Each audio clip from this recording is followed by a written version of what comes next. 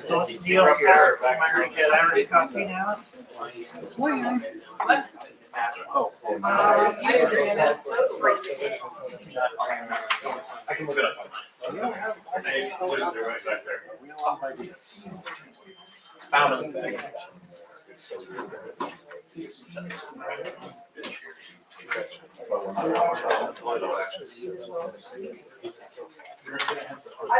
Hey, sorry about your house earlier. I smoked it out.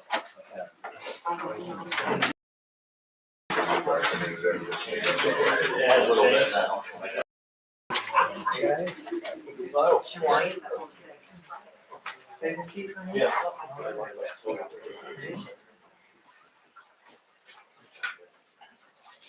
I'll be right.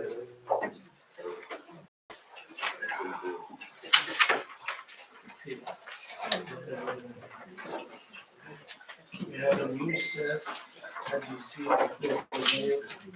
it's not feeling well, and it doesn't have anybody.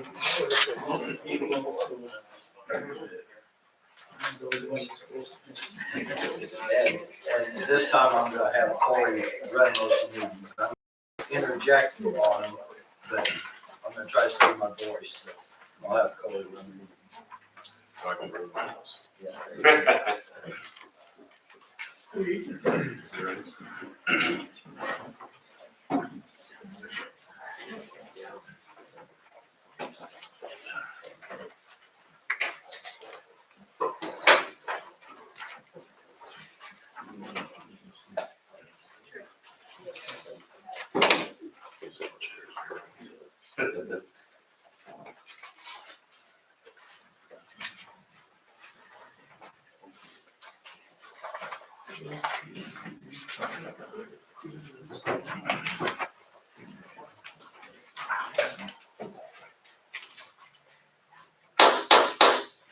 Bring this meeting to order.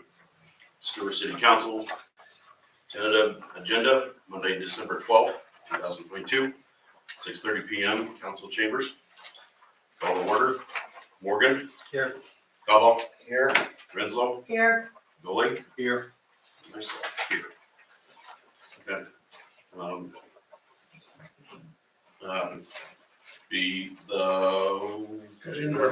Agenda approval. Mr. Mayor, can we please move 17A and number 9 up behind number 4?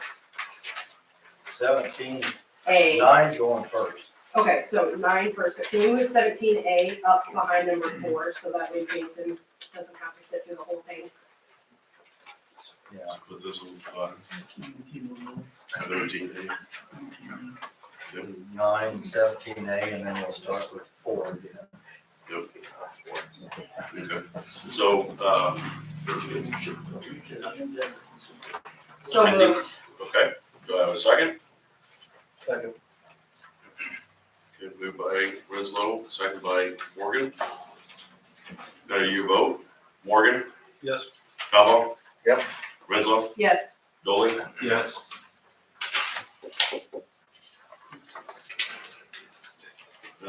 Yeah, we'd like to, we move these now. Yeah, go ahead. Okay, we're gonna put number 9 up first. We're also gonna move 17A after number 9. Okay. Number 9, take a moment, compound public work director, Chairman. Do we need what, number 3? Yeah, don't we need to do the consent agenda? I think what he meant was the agenda approval and consent agenda, we'll combine it in one motion, but we can do it again if you want. I would feel better if we did it Sure. separately since it wasn't. We have number 2, agenda approval combined with 3, consent agenda. Consent agenda is approval of minutes of 11/14/2022. B, approval of financial statement as of 11/30/2022. approval of bills as presented. D, approval of liquor license. Your private partner, bartender LLC, Saint Salem.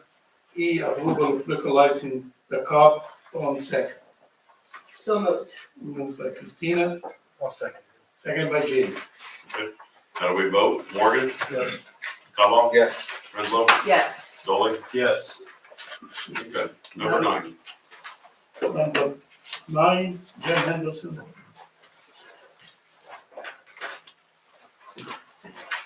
Okay, first off, it's been several months ago, you guys, kind of put a threshold on comp time.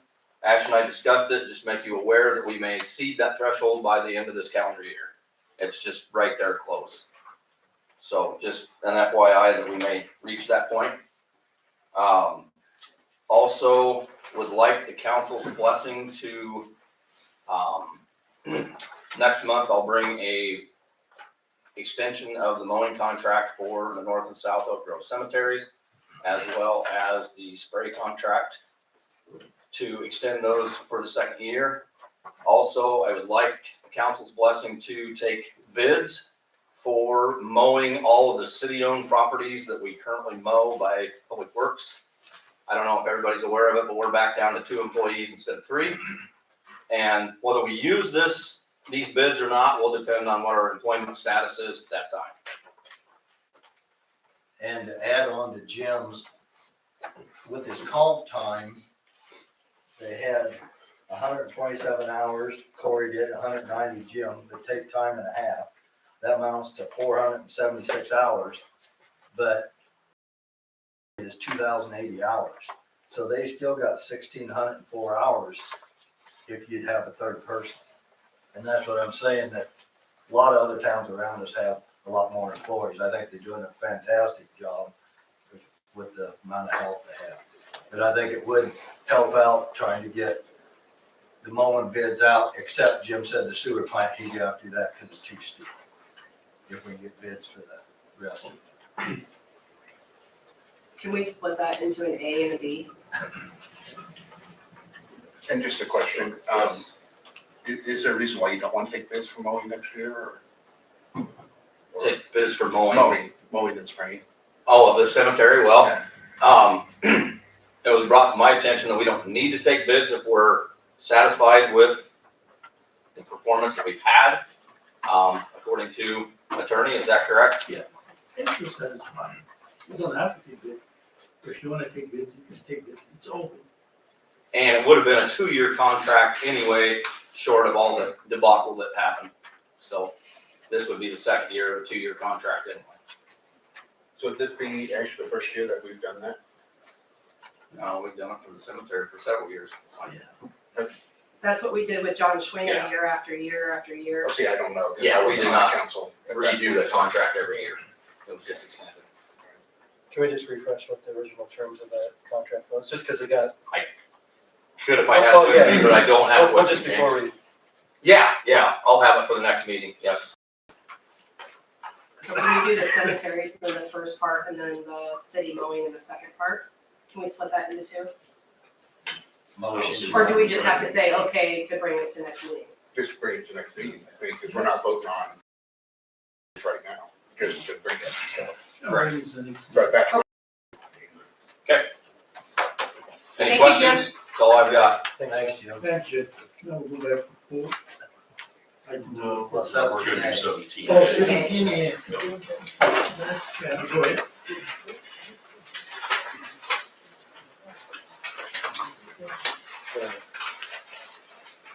Building permit. all right, I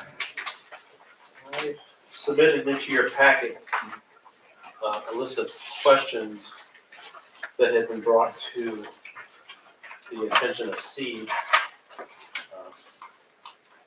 So you got the list of questions in your, Yeah. Okay. Do we have to go through each and every one of them? I would rather just go into that, I've had a conversation with Jason about this as well, and he is recommending doing a workshop. And addressing these questions with council. members of SEED, hopefully the mayor, and some people designated by either Ash or the mayor or somebody, various people in the city hall staff. So he would like to conduct a workshop. Hey, Dick, wasn't this something you and I were working on? Well, We were gonna work on that, somewhat, yeah. right? Yeah, And we were gonna- Which at our seed meeting, Right. talking about. And we were gonna sit down with one of the seat members that has experience in here and kind of see what was in that. I think we should probably pursue that first before we have a workshop. And then have that addressed by the city. And then we can have the get together I'm at that confused. point. What would be different from what Seed's already presenting here than what you were working on? What's that? I'm trying to figure out what's different that you and Dick were working on compared to This, what well, Seed has. this is what Seat presented for us to, and they asked the city to work on it. And Dick and I were going to do With this. Jason, so that way everybody's on the same page. Well, we're going to work on it together, okay? And then see from a city perspective on addressing the building permit. And then we're gonna get together. But why wouldn't Jason be part of this? Like, I'm confused, like, I don't understand why we're working not with him. I mean, he is our building guy, and so if we all work as a team, then we I can mean, we figure can out do that, a I'm meeting just in the saying middle. that's. That way we're not, this is what Is we that- think, this is what he thinks, and then we're going back and forth. If you But I'm just- if saying you three with work Seed- together, With Seed, we probably don't need to sit down right now and have a workshop with Seed. Because it's more of a, they brought concerns, it should be up to the city to clarify that. And, but I think, Jason, what you're trying to do is just inform everybody so everybody's on the same page at the process. I do, I just want to clarify and streamline the process. So that way City Hall employees can speak on the phone. so speaking of the employee, is there anybody, up here, Aisha, you think of could be a point person for calls like that? Yes, so, That they could be trained, they're gonna know it front and back, inside and out. so, And then as you get going on there, then you can share that with other people. So they can do that in apps, so. yeah. I mean- I'm just gonna have to interject here, okay?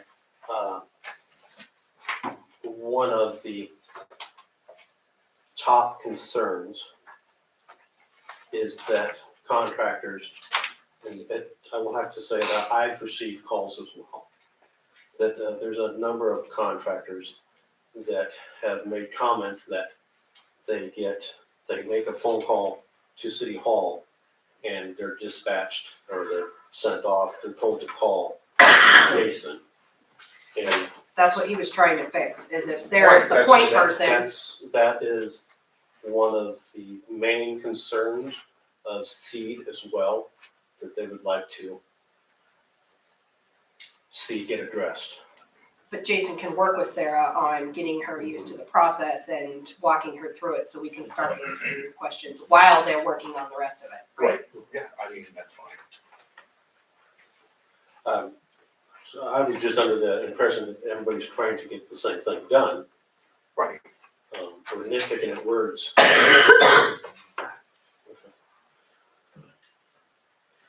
That takes care of.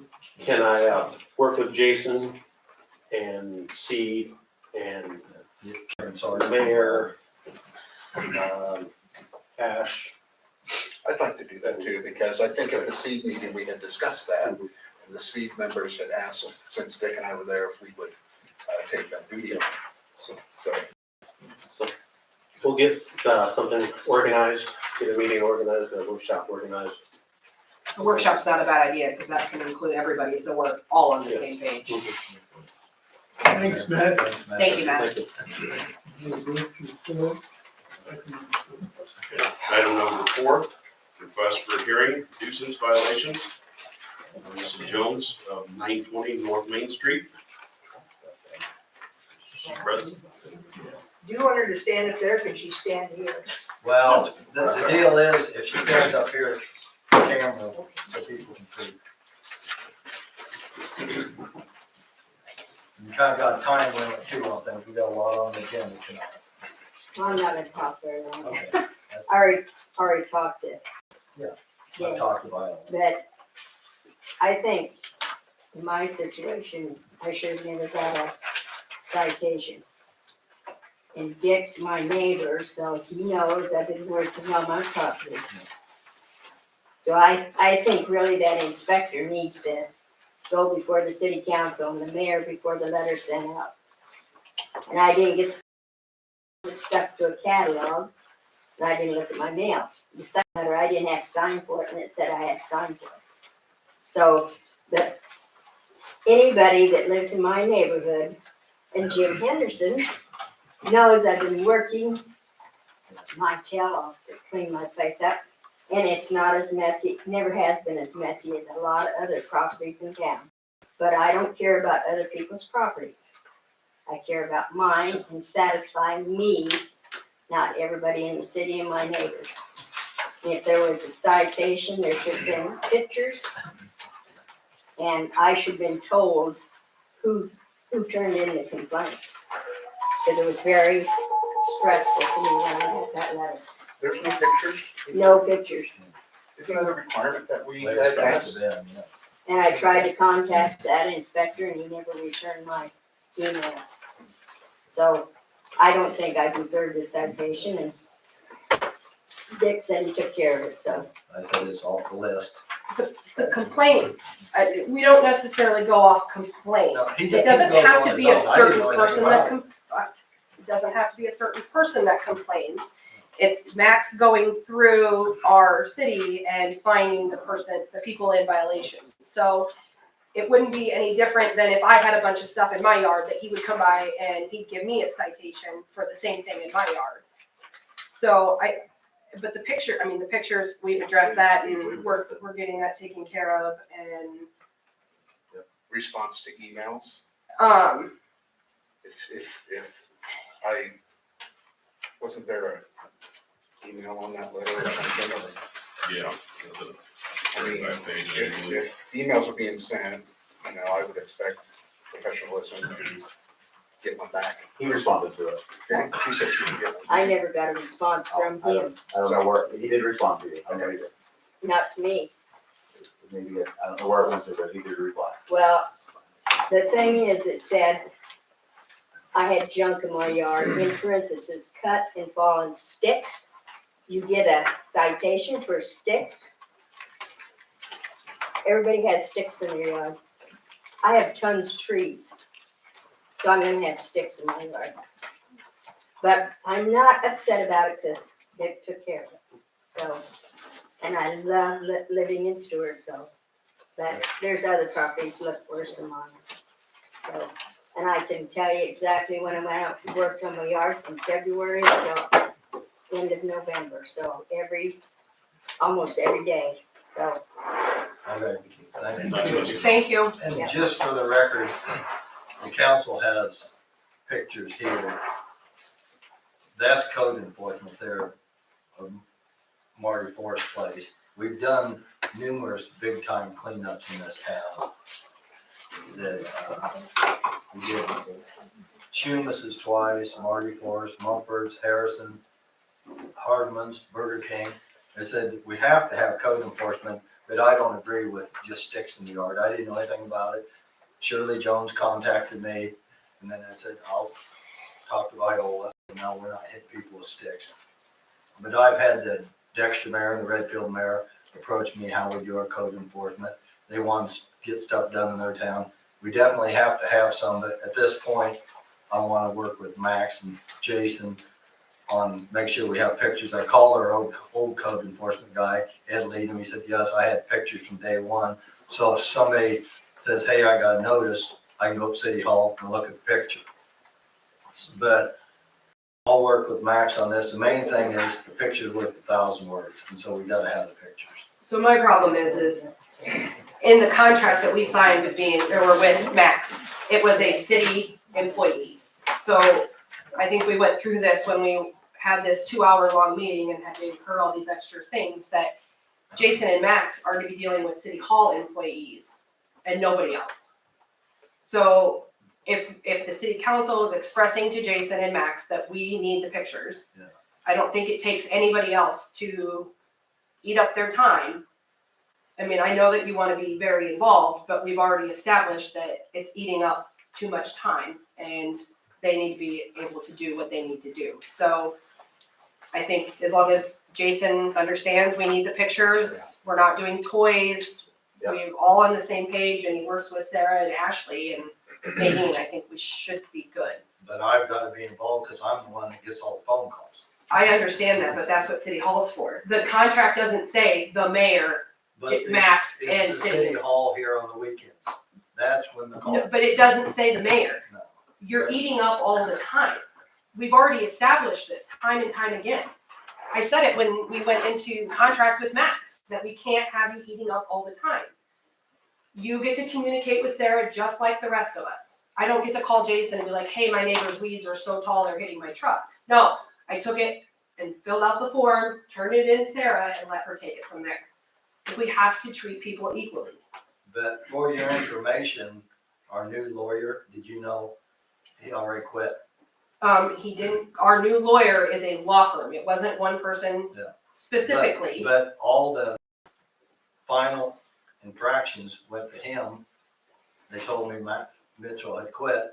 Dwayne said, well, I haven't checked his file. So now we're in limbo for a little while until the, I'm sure Dwayne has other staff to pick it up. just so the council knows it. I just would like to add something to we first hired Max. I had brought up, was there any kind of training? And I was told no. There's nobody here to show him the ropes, nobody to give him any kind of expectations he has or couldn't go. And not only is that unfair to him, you know, to know what the council expects. You know, I don't think anybody here is expecting to have toys or, you know, you go out and clean up a brush pile that's sitting out there and he sees it. I don't think that. And I was shocked that, you know, we didn't provide some sort of structure for him and what our expectations were.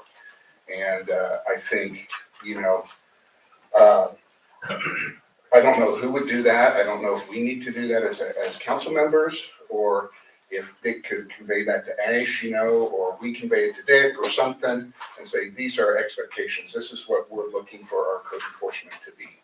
You know, not just to go out and be punitive to We people. would appreciate that. Yeah, but to look for stuff that, Right. you know, is damaging to health and welfare and stuff like this. You know, if you stick and do that, probably not, you know, but if you got junk cars and you see vermin and stuff and all that, then yes, you know. And I think as a council, we owe that to Max to be able to do the job. And I don't know who else has got thoughts on who should do that. I mean, should we do that as a council? And, you know. Well, he did go with Ed Leadham for a week. Well, that's not enough time. And Ed Leadham was picking and choosing who he was going after. See, that's just it. It should be what our expectations are, you know? You know, do we want people to, like I said, to be, you know, get a letter for, you know, oh my God, you had a pallet leaning up against your garage or something. You know, come on, you know? Is it the best? No, but is it detrimental to health and welfare of the city? Probably not, you know? I don't have a specific code book on me, but do we have a specific spot in the code that in our city code that has everything listed out that deals with code enforcement? I don't have it on this, I don't. Okay, how about next meeting, I mean, I can look into our code and see and then print something off, and then maybe we can have a running list that we can work off of to assist him in maybe what our expectations are. And again, you know, you could use that and then say, yeah, it says this, but not necessarily, you know, I'm kind of a thing like, you know, you have dirty siding, you know. Yeah, it could be an issue, but is it really? To me, it's not. You know, I also know in there, I had read it once and it gives him some leeway. It says, if you are unsure if this should be a violation, don't write it. Don't write it. So, he's got some, Yeah, maybe we can provide him with a list, kind of like our targets, like, not people, individual, just like so many cars in the yard or tires, you know, just Trailers, cars, tires, give him like, you know. yes, this is what we're kind of looking, maybe not so much sticks in the yard. And go from there. Is that I mean, acceptable? I think we need to work it through. Cause I was shocked when the answer was no, we just give you the code and they out of curiosity, does Marquita have something that they use? She has everything, She has a code enforcement officer on staff. but they don't, okay. Yeah. She has like paper for everything, like a template for She everything. might have, I can dig into that and find out. Just see, Not have to reinvent the wheel. right. Right. I mean, Yeah. that woman is wicked smart, so I think we she should may be, have something. well, sorry, I think we'll have to be very cautious. Because I think if we start playing that game, there's gonna be loopholes. Oh, There's there gonna will be be. finding loopholes, well, you didn't have it on your list, and Right, we're back to square one. but So I think we're I gonna just be maybe very if they have cautious. something to start off, I mean, I don't know. Yeah, and But we I have to think be we should. consistent. It's with gonna be that. a work in progress, but I think it needs to be done. Like I said, we have this come up every couple months, and it's like, you gotta take some action on it. That's enough, you know? Yeah. Let's get you guys information, get Max information. This is our expectation. This is what we're looking for, you know? Maybe in a bigger town, I don't know, that's okay, but you know, here, there's certain things we're actually wanting to focus on. The health and safety, stuff like that, stuff that affects that really, you know? And as far as the time limit, is that something that you adjusted, or was that just the mowing? Just the mowing. Just the mowing? You got first notice, second notice, final notice. And you only get 5 days in between? It wasn't just, I don't think it was just the mowing, that was just the notices in general. It's Yeah. 5 days. Yeah, that's what I was thinking. So those requirements aren't like, they don't vary from person to person, it's a straight across thing. Okay. Number 5. Ordinance number 22-07C. Amendment ordinance to amend section 50.03 of the Stuart Municipal Code to remove violations of restricted covenant as a nuisance subject to municipal enforcement. We have that already on the agenda for the last couple of meetings. And the feedback that I'm getting that, you know, there's no action needs to be taken on that. Yeah, I mean, just even reading this, yeah, it's got some suggestions, but, so, how long have we worked on this? So Ed Weedham first suggested this, okay? And I think he was recommended, did he come from you, Ed Weedham? No, he came on his own. He came on his own, okay, I don't know.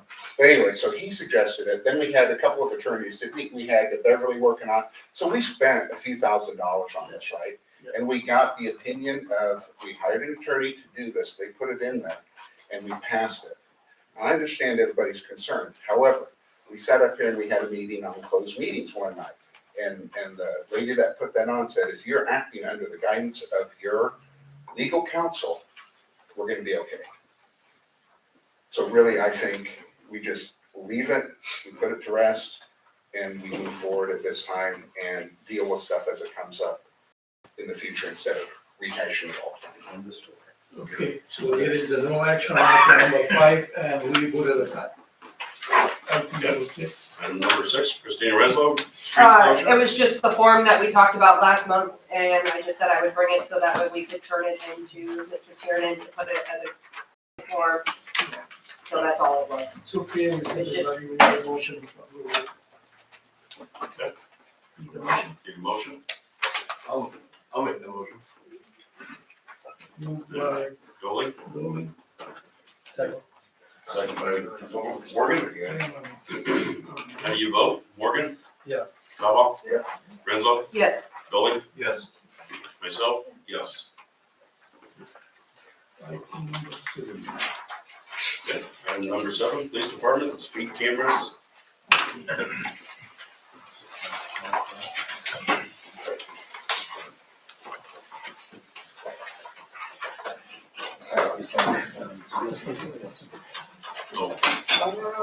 You know what, I don't know. Yeah, go ahead, go ahead. Oh, sorry. Thanks, Jason. thank you, Jason. Bye, guys.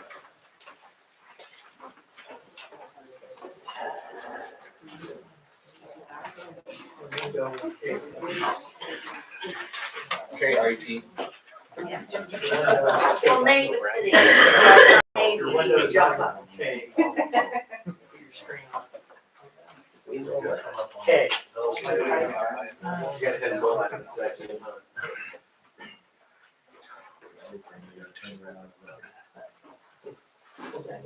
That looks like.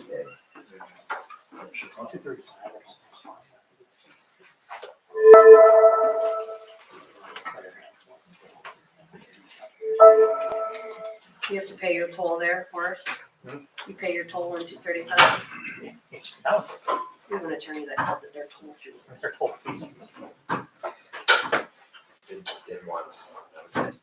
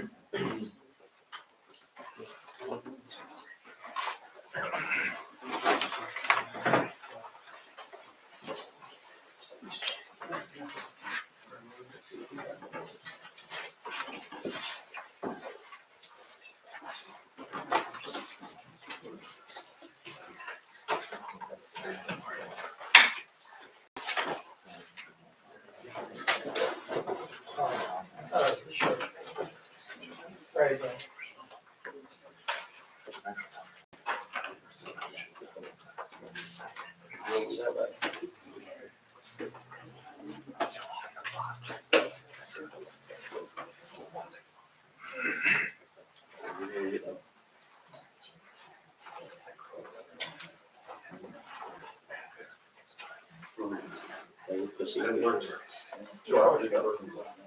Can we proceed without? Yes, so we can maybe proceed without clarification here. Thank you for the opportunity. My name is Alexis Boyaso from Jupiter, Florida. Our company has over 70 years established. We have contracts around the world and the US. We have contracts with Homeland Security, NASA, different cities around different states, and we provide different type of solutions for different purposes.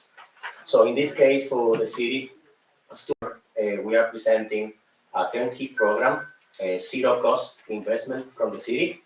We will provide all the infrastructure, equipment, hardware, solution, software. In this case, for civilian safety, security, prevention, and comply with the law. In this case, the state provide opportunity to start for enforcement projects in some cities, like our new city in Hazel, that we are doing right now, the citation and the processing of the violation in the interstate or any street in the town. In this opportunity, we also, like any other different company, we also provide another solution as well, integrated with the cameras and radar. Is also LPR that provide information to the police department as vehicle stolen, vehicle in case of crimes, also Amber Alerts. So it's a combine of safety and security and comply with the law. So 90% go to safety and prevention, and 10% create revenue. That 10% is the speed enforcement in this case, and with that percentage, we can cover all this project, to provide it to the city. We are here to answer any question that you may have for this purpose of this project and solution.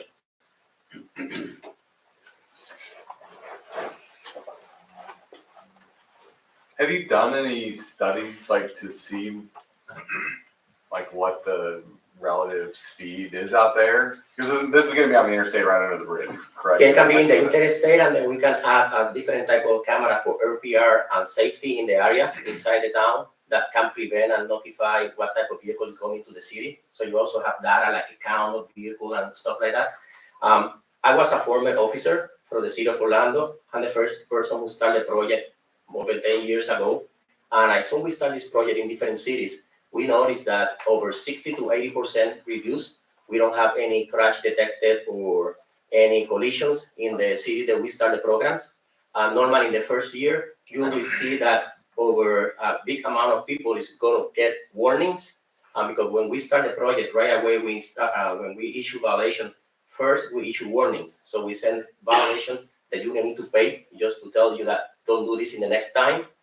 So what we already see in different cities that we start is that after 6 or 7 months, reduce a lot to all this type of information. Also, we notice that the people that provide or maybe don't violate the law is people that coming from outside. They don't know anything about the town. So these people is putting in risk a student and citizen that is from their own town. So what we are doing right now is teaching these visitors that in this city you need to respect the law and it's thing that you need to follow. And that's something that is really positive on the city that we start this project. And as well, provide a new revenue for the municipality from this type of solution. Also, with our proposal, how we manage and invest is because we're getting a percentage that we're going to be negotiating with the city, and by that percentage, we're going to cover all the expenses that we need to have. Also, we have another solution and proposal that we can negotiate another percentage. We also can provide for the city police, like AirPR camera for the patrols. We can provide other equipment for the municipality force, like safety, security camera 24/7 and stuff like that, as well from the avenue that we have in this case. What's the speed difference normally? Is it 10 miles over? Is that when it kicks? Yes, that's normally is what we do is we service management. So we provide the equipment, we send the citation to the citizen, we receive phone calls, stuff like that. We take care of the payments as well. But it's the municipality who is the captain in the program. It's who tell us, hey, you want to start here and you want to start for 10 miles over or 15 miles over, and it's the police officer who decide to approve the violations. And it's the officer who say maybe give you a warning, maybe give you an opportunity, maybe it's exactly 100% like any other ticket that any police officer issue. So what we do is just provide the tools and the management services. And it's the police and the chief and also the city who tell us how we're gonna implement that rules. When you put a camera out at the interstate, is there always a sign ahead of time warning people there is speed? Yes, ahead? we normally install 2 signs in the area before, a lot of, maybe like, we say 100 meters, 80 meters, to tell the people that it's coming. We have different options. We can put like regular signs that is, just a paint sign, or we can also add like a digital signs that tell you the speed that you're coming. So we can do any way. And also we send warnings and we send marketing to the people to let them know that this is coming. So we also do that as well. And you said it has the ability to tell our officers if there's a stolen vehicle that goes by or an Amber Alert. Yes, this is something that is different than any other company. We are the company that made the camera, the software. You are talking right now directly with the company. It's no intermediaries. So what we do is we offer safety and prevention as well with this program. So for example, if any violation or any type of vehicle to make a crime or Amber Alert or any type of problems in any other cities, you will know because the city police officer force is going to receive a text message with a telephone, and they're going to see a photo of the vehicle and the information that is coming to the town. And then the other camera that we install in your town, like an RPR, that one is going to say what is moving in the area. So you will get a stolen vehicle, and if we have this system close to a school or adding in a school zone, that I put some information in your desk. Also, we can say if any predator or any person is not supposed to be near to a kids or school, you also get alert about this too. And also the system will recognize any parents of vehicles that is in the area that is normally never been there. So for example, you have one vehicle that goes by an important area like a school or the city mayor, city hall, and the vehicle will detect it, and the system will say an alert. Hey, this vehicle was here for the last week, 2 times at this specific time. So the officer can know maybe the person is looking to maybe do a robbery or something like that. So that also prevents any type of So if just a random person comes through town a couple times at the same time, this would send a notice to our police and they could say, hey, this guy's gonna blow up City Hall. It's something like that. We have 30,000 cameras in UK. We prevent one explosion. And what happened is And I understand that. I'm just concerned, we're sitting here in a small town, you get somebody that maybe comes from out of town and they go by at the same time. Now it's gonna alert on that. Oh, no, it's not like that. It's not anything like that. Normally what we do is we have 5 or 6 cameras in some areas. And we determine in which camera is any parents that go to these three cameras is when you create alert. For example, this camera is near to a person that is really important for the government, or this another camera is close to a place that you need to be a security. When you pass 2 times for that area is when you get alert. It's not like you're getting into the town different days. It's a specific strategy that we do in that type of situation. It's not a random one. That's why we like to show the presentation, so you will see the But difference. that's just an option, it's not something you have. Yes, I'm just, yeah, that's, to me, that's a little over the top, but I get it. So, I don't know if I could. So who pays for the? we do all the investment and all the risk in the company. We invest in the cameras installation, notification, trainings, everything is going on. So if this system is mounted out on the interstate, wintertime it gets hit and knocked over, who replaces this? Do you eat the cost on that? Yes, Over and over. any maintenance cost or anything that happen, we replace the camera right away in less than 24, 36 hours to replace that. And also the cameras is recording 24/7. So also you guys have access, the police department as well, to see if any accident or anything happen in the area. It's no violations. Also is an artificial intelligence that provides safety and security in the area. So you can go back up to 60 days or 30 days to see if anything happened in there. Do you have so many locations in Iowa right now? Yeah, our new town is Hazel. Leclerc? Yeah, we have Leclerc and also Hazelton. And also in Hazelton, we are doing is close to the same situation as Stuart. They have the highway area, so that also a lot of information. So walk me through, somebody gets a violation, what happens? So when the person have a violation, it's like any regular ticket. We send a notification to the person. The person get the notification. They have different ways. We have a portal, web-based, that the person can log in by cell phone or by computer. They can see everything, videos, photos, all the information.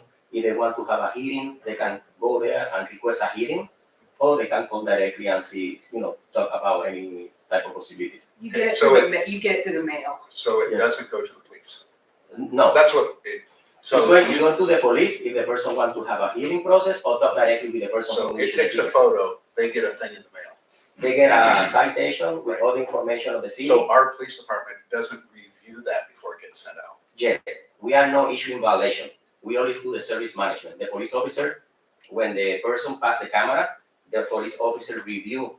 Okay, And that's the police what, officer so when will I approve it. asked you to walk me through every step. Okay, So so the camera first thing takes a is the picture. camera take the evidence. Yep. The police officer. Uh-huh. And automatically is going to the DMV and the information to get the driver license information, the owner of the vehicle, everything. So the officer is gonna review and make sure that everything is correct. It's a vehicle information and data, it's also matched Are with they doing everything. that on their cell phone, do you think, or, I mean, I'm No, just, no, it's doing a computer. you're on computer, The okay. computer, so they can see all the evidence and approve it, and then it's the officer who decide to reject it or approve it or not. So they could get multiple violations out on the interstate. Yeah, they can Lots remove of, the I mean, violation. multiple, they could get a lot more than what they're out writing tickets for now. Oh, yes, Okay, so they have to review every single one of those. Yes. And then they send it out. So now you got the person that's traveling through and they're going to California. They get a thing in the mail if they don't pay it. so we follow all the instruction by the city as well.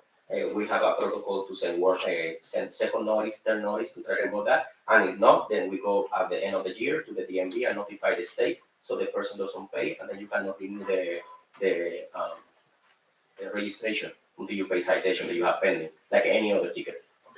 Hey, so just curious, the town our size, with the conditions we have here, how many hours a month would you forecast our police spending on this? Well, when I was a police officer in the City of Orlando, I was the first officer who started with the sergeant. We installed approximately 6 cameras in the beginning, and I was the first or the only officer for like 4 years doing it. I was doing like approximately 2 to 3 hours a day, and the reason why is maybe 2 or 3 hours, and you say, what, maybe 200 tickets or 100 tickets.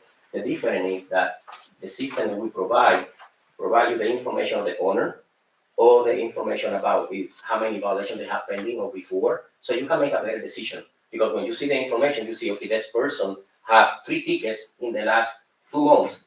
So this person that we need to do something with this person.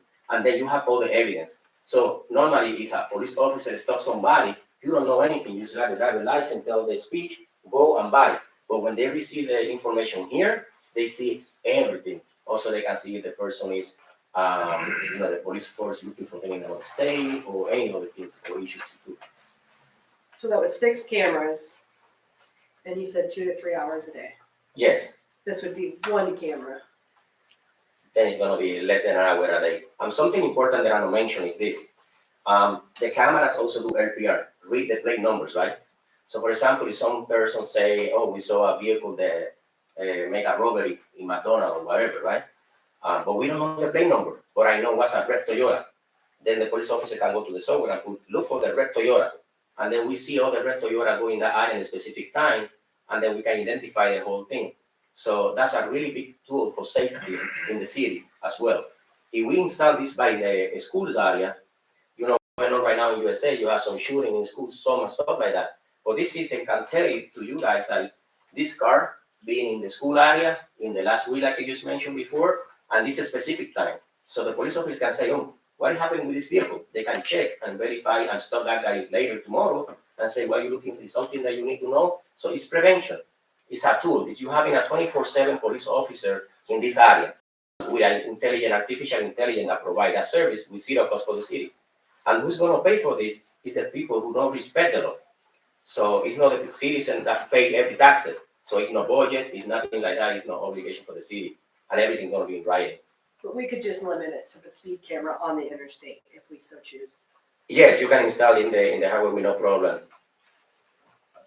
I think this would be a perfect place out by the high school. I don't think the city has any business trying to patrol the speed limit on the interstate. With me working out there every day, all you're gonna do, you're gonna sign this. Like you said, you're gonna put signs up warning this. All people are gonna do is slam on their brakes. Then you have an issue. They will do that with my experience after you install the project. You can have the signs for speed that we have in every state. We can put signs that you're not supposed to go at speed. But until the people don't get any warning or anything like that is enforcing, people do not react.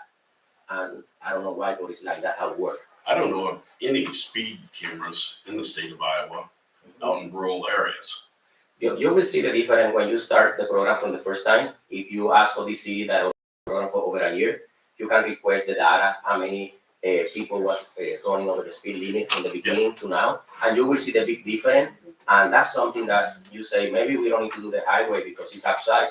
But these people in the highway is putting in risk everybody who's living from this town, coming from the town. So that's a big difference to try to avoid the people and reduce. And I can give you an idea. When I was in the city of Orlando, we installed one camera in front of the one of the busiest gas stations. You have already here a few ones, right?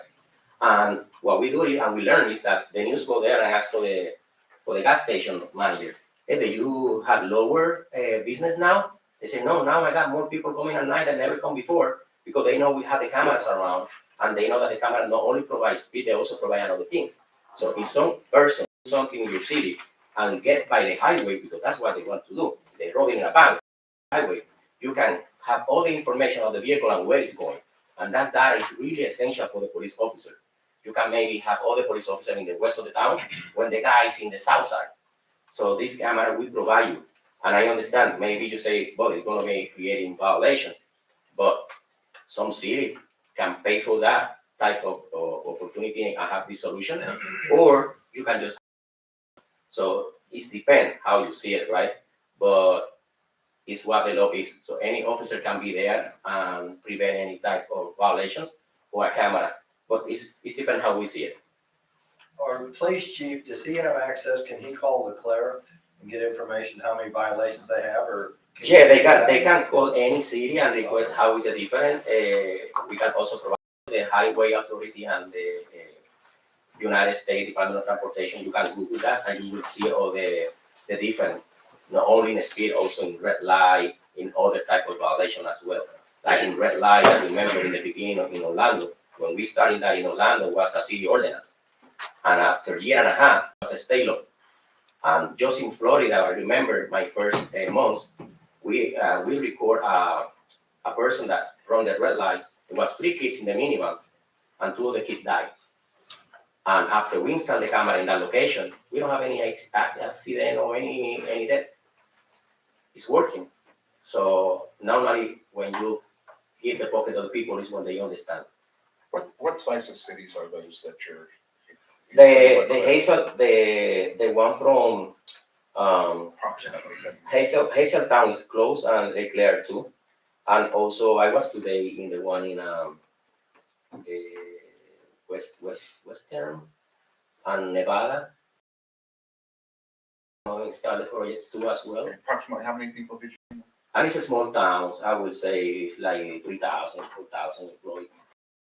Cities, but the thing is that cities are small, but you have a lot of vehicle crossing from all the towns. So this is something that also provide you data for the DMV. Say, you know, I'm in a small city, maybe I have 5,000 people living in the city, maybe I have only 10,000 vehicles. But you know what? I get in 1 million vehicles coming to my town every single month. So you can say to the government, state government, hey, I think I need more revenue and health for the city. And that data, you don't have it before. And in this way, you will get that data with the system. Corey, you work for the DOT. How many people go past here on the interstate? Do you know? Not out here, no. Coming through DeSoto, coming west, this summer was in upwards of 1,300 cars per hour, which is a lot. Yes. That's a huge traffic count. But as we all notice, you know, he was saying that there's cameras on here to get data and everything else. If you guys pay attention, every mile, every 2 miles, the DOT's putting up cameras now, going across 80. So they're tracking stuff just like that, just like this as well.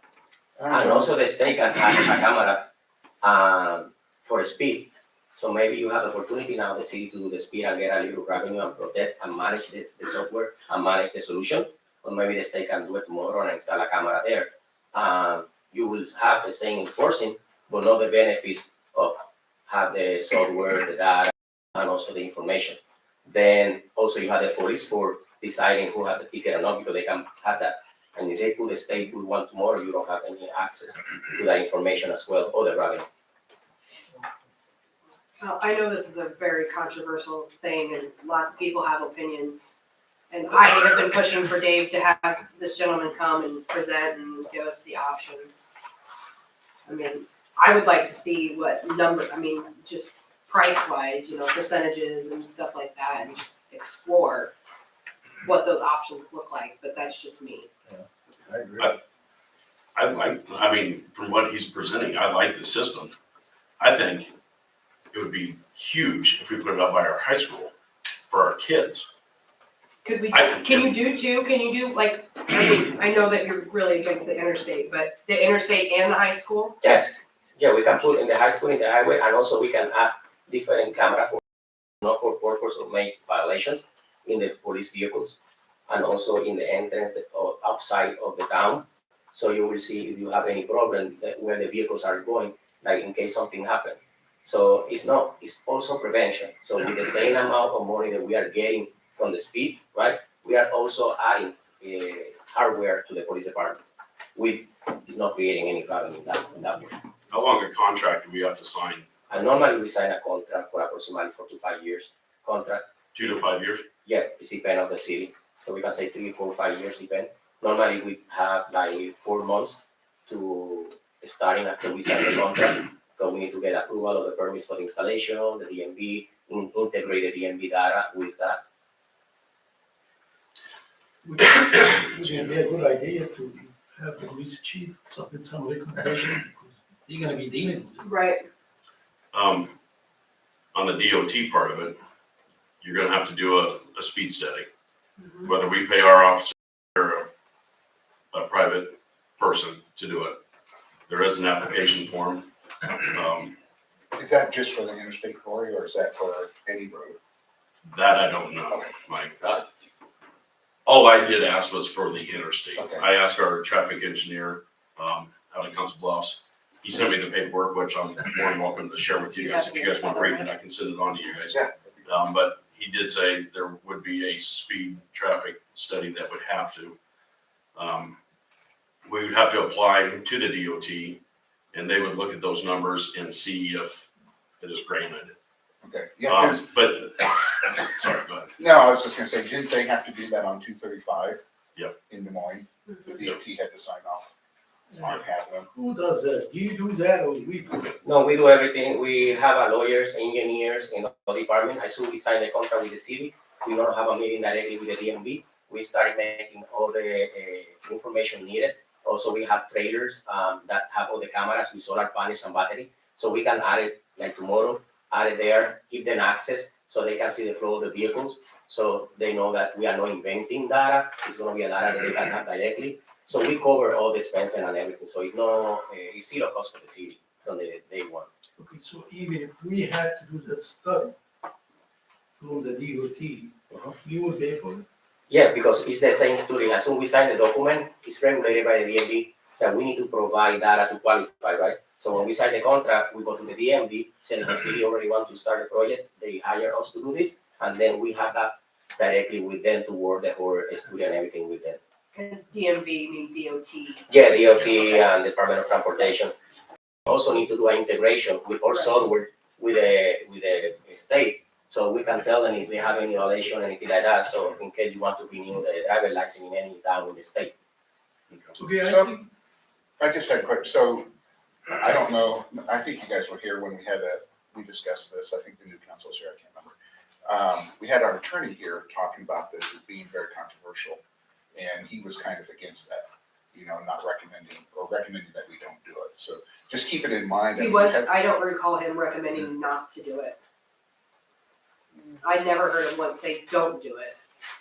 Cause this has gone to the Supreme Court and been fine. I mean, if these weren't allowed, they wouldn't have them on 235. They wouldn't have them in LeClaire. They wouldn't have them everywhere else. Well, let me ask you a question.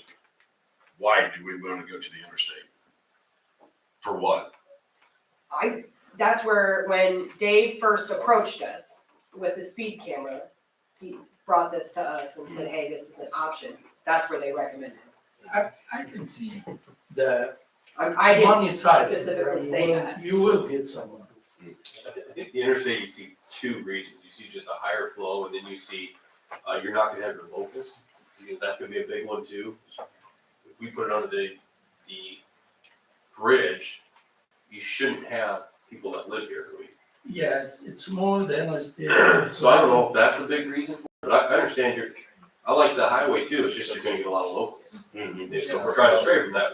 Mike, do you think as a firefighter, it would help as far as accidents? You guys are out there a lot. Or is that just people Reducing not paying speed attention? always helps to reduce accidents, I believe, we've had, since I've been on, I'll be honest, we've had a few, but really from hearing the stories of the past, we don't have as many accidents as they did prior to me getting on, It's nice to have out there, it'd be nice if you could set those up at an accident scene, and catch cars coming by. But you would You know? be able to. That's the thing, is you would be able to, like you said, if you're out there on an accident, if the police, fire, rescue are out there and you have people flying by, the police can go through and access that Yes. information, correct? Yes. Only in that area. Right, Right. yeah, so like if we're a mile down, Right, or a that's not mile gonna this help you, way, but it wouldn't help us. That's why I say it'd be nice if we could have portable ones, I know we can't do that. But we have this type of trailer that they can be moved to any location with all the information there. I mean, it's something to look at. Yeah. I think the only good side that I see is that money, what you will get money from something that we don't have right now to generate. So we'll generate some money. Controversy, yes, I like it, you don't, yeah, that's obvious, because we all have our opinion. Sure.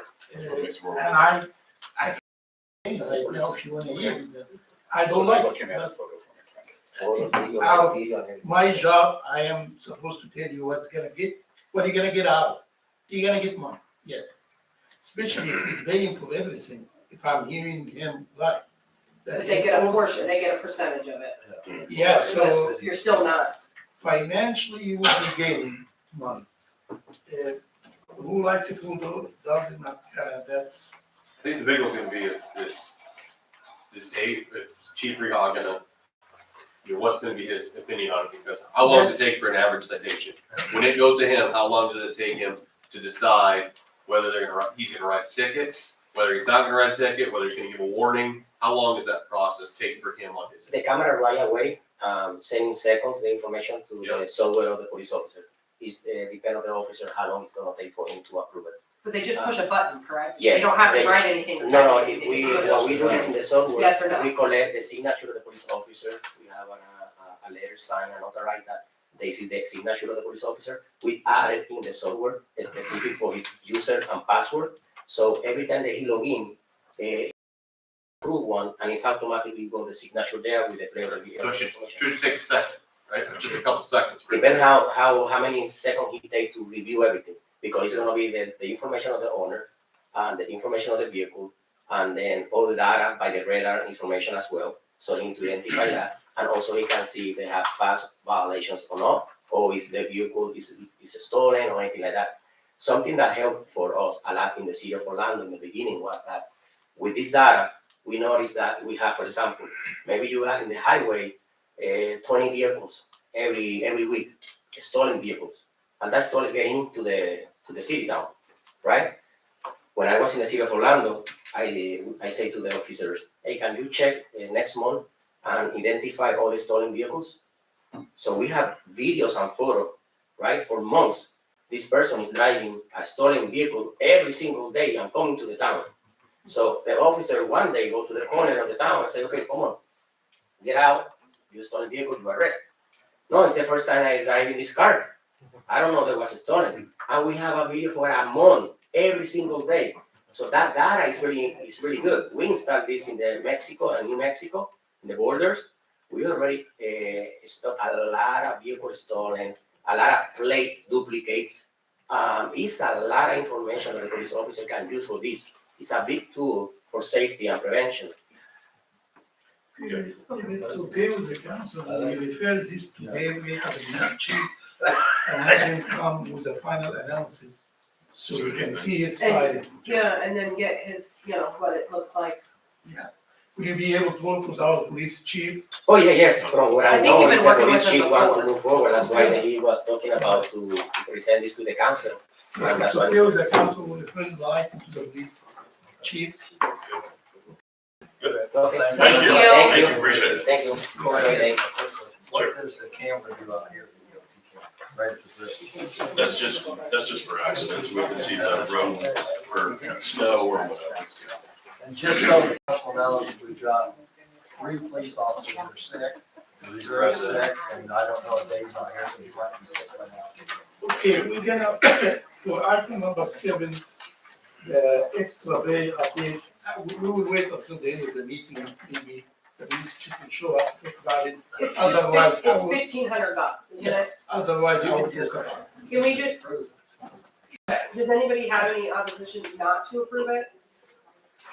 Just a second, go ahead, Ash. it's, they have the 10,000 for the calendar year. They probably can have a little bit more, pay the next 2 bay check. So it will make it not to exceed 2,000. How much did you come up? Hey, Ash, can I ask you a question real quick? Yes. So just from my experience, like, when I hire somebody for like 70,000, part of that 70,000 is like all their vacation time, or, can you just explain how that works here? Because I'm not following that. Specifically, the police, when we said that thing, we said it where they have 55,000, 70,000. And then we allowed them $10,000 on the side to have it for when somebody gets sick and they need to hire somebody to fill in for them. Or when somebody on vacation and another officer makes his hours. So we allowed only 10,000 for that, Now, do we yes. have a set rate what we pay other officers to come in for part-time? Yes, it's the 10,000. I mean, like their wages, is it different if we hire an off-duty deputy versus another city's police officer? Is there, or do we have one set, like, I'm just gonna use an example, like $16 an hour? Do we have that price, or how do we pay Does these? Todd Thorne get paid the same as Chris Rehad? Todd Thorne's a deputy, Chris, Police chief Rehad is decide a on that. reserve. He can, somebody who's half pay or less paid, it's his Okay. option, but he needs to stick with that 10,000 that we allocated. Out of the fiscal year, he exceeded by $1,599. We still have two more bills.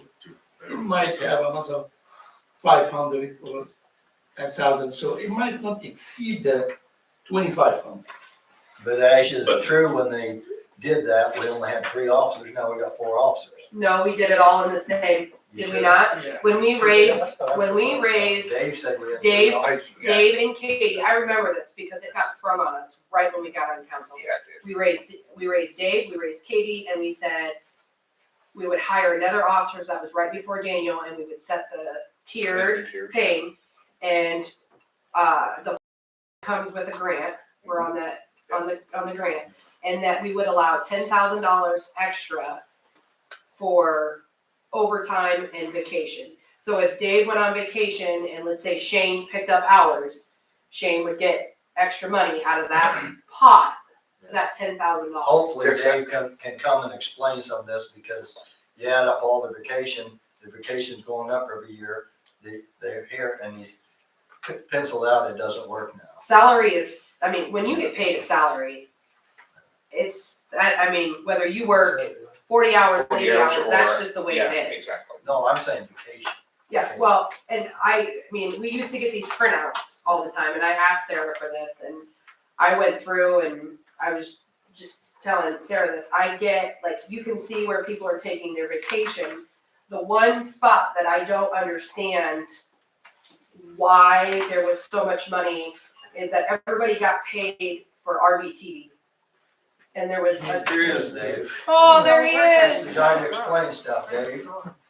Can you come up There with the was some microphone? extra, so that would be the only, and that's about a $1,600 thing. That would be the only spot I didn't understand where the extra vacation came from. But otherwise, it's all coverage for when they go on vacation. I mean, it's all self-explanatory right here in the sheet. But when you say vacation, I think the question here, and maybe the concern, James, and I might be speaking out of turn, but I'm gonna try, is that if you get paid 70,000, your vacation's figured into that 70,000. But what it's sounding like here is if you take vacation, you still get extra money out of that 10. But, or are you saying when somebody goes on vacation, if another officer picks that up, it's actually overtime because they're picking up hours? You don't Because get they're overtime. allowed vacation, like you get a week vacation, a week paid vacation, and in your job. Right. So let's say Dave takes a week vacation, Uh-huh. as a police officer, it sucks, but somebody has to cover their shift while they're on vacation. Right. So then another officer picks up those hours, they're getting paid those extra hours Out of that because they're 10,000. out of that 10,000, because they're having to cover. Yeah, It's not as easy as like, if I take vacation, nobody necessarily has to cover what I'm doing, but because they're officers, you have to have somebody covering. So I can explain it real quick. I mean, we have one officer working at any given time. So if I take a vacation, that would leave my shift open. There wouldn't be a police officer. So in order to have a police officer cover my hours, I'd have to have somebody work extra above what they would normally work in a year to cover for my absence. Same thing with, any of the other officers. So that vacation money is set aside to cover for that, that overtime of the officer that would be filling in for the absence of a different one. I think it's It's not- semantics here, that's kind of getting us goofed up maybe, it's like, it sounds like you're taking a vacation, then you're getting more money out of that vacation thing. No. And that's No, not, that's- and that's Other, not, it's the yeah, other it's- officer. it's kind of like overtime, but it's not. It's just to cover the hours that someone would cover for that absence. Okay, so that makes sense. Okay. So, and then there was like good egg days. I mean, that's something that normally the council agrees to pay for. This year, I don't remember if it was just miscommunication or what. I don't know what happened, but those are things that typically in a given year that's covered. So had we taken that was probably $2,000 to $3,000 that would have been spent during good egg days. So if you take that off of that figure, we wouldn't be over that 10,000. There was also a couple on there I noticed from, I think like the very first one on that list that you guys have was actually a sick time where an officer was actually out on sick leave. And so the same thing, if if, like right now, just as an example, this is perfect timing, and I promise we didn't do this on purpose. I worked Saturday, Sunday, I worked Sunday night, I worked today, I worked tonight. Just because there's nobody else to cover it. So am I out every hour of those hours? No, there's no way I could be. But for basically since Saturday day, Saturday night, I've been the only officer working. So if, for me, I'm putting in all these extra hours, but I'm not gonna get anything for that unless there's some sort of overtime that's paid.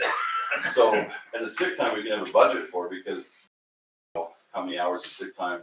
The city says we each get 45 days, but I don't know how much of that I'm gonna use in a year. I don't know how much Katie or anyone's gonna use in a year. So that's always gonna be kind of, hit or miss. One year we might use a lot of sick time. One year we might use very little sick time. But I can't budget for that. I think Ash would agree.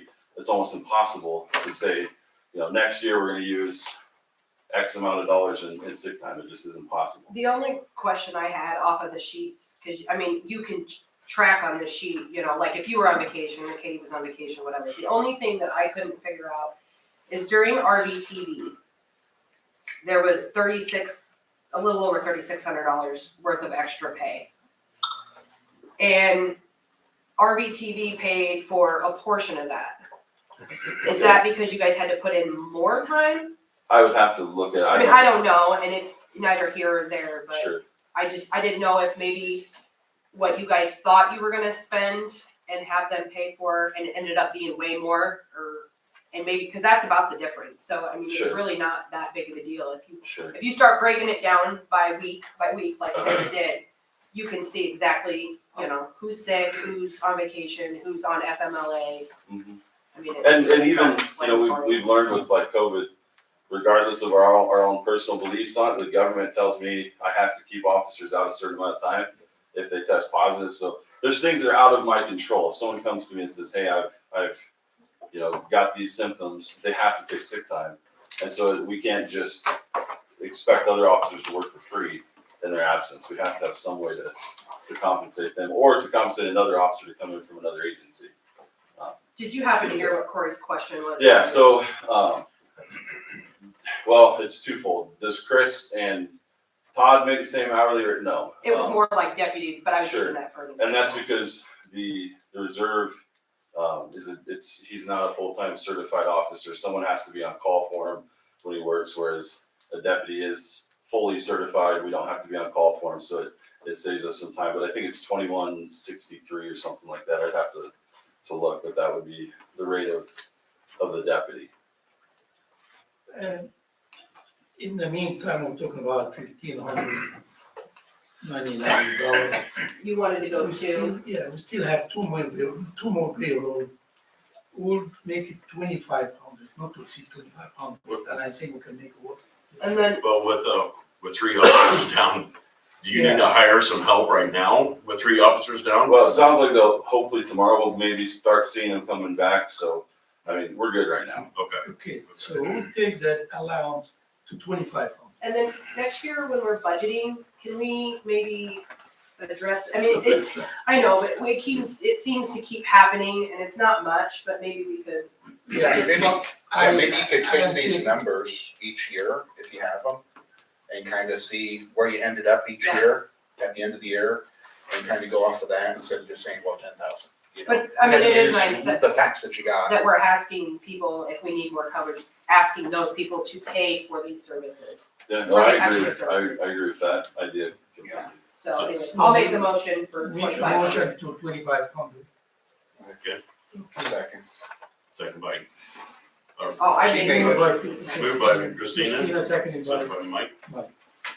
Don't go anywhere. Yep. Thank you. Do we need to vote on it?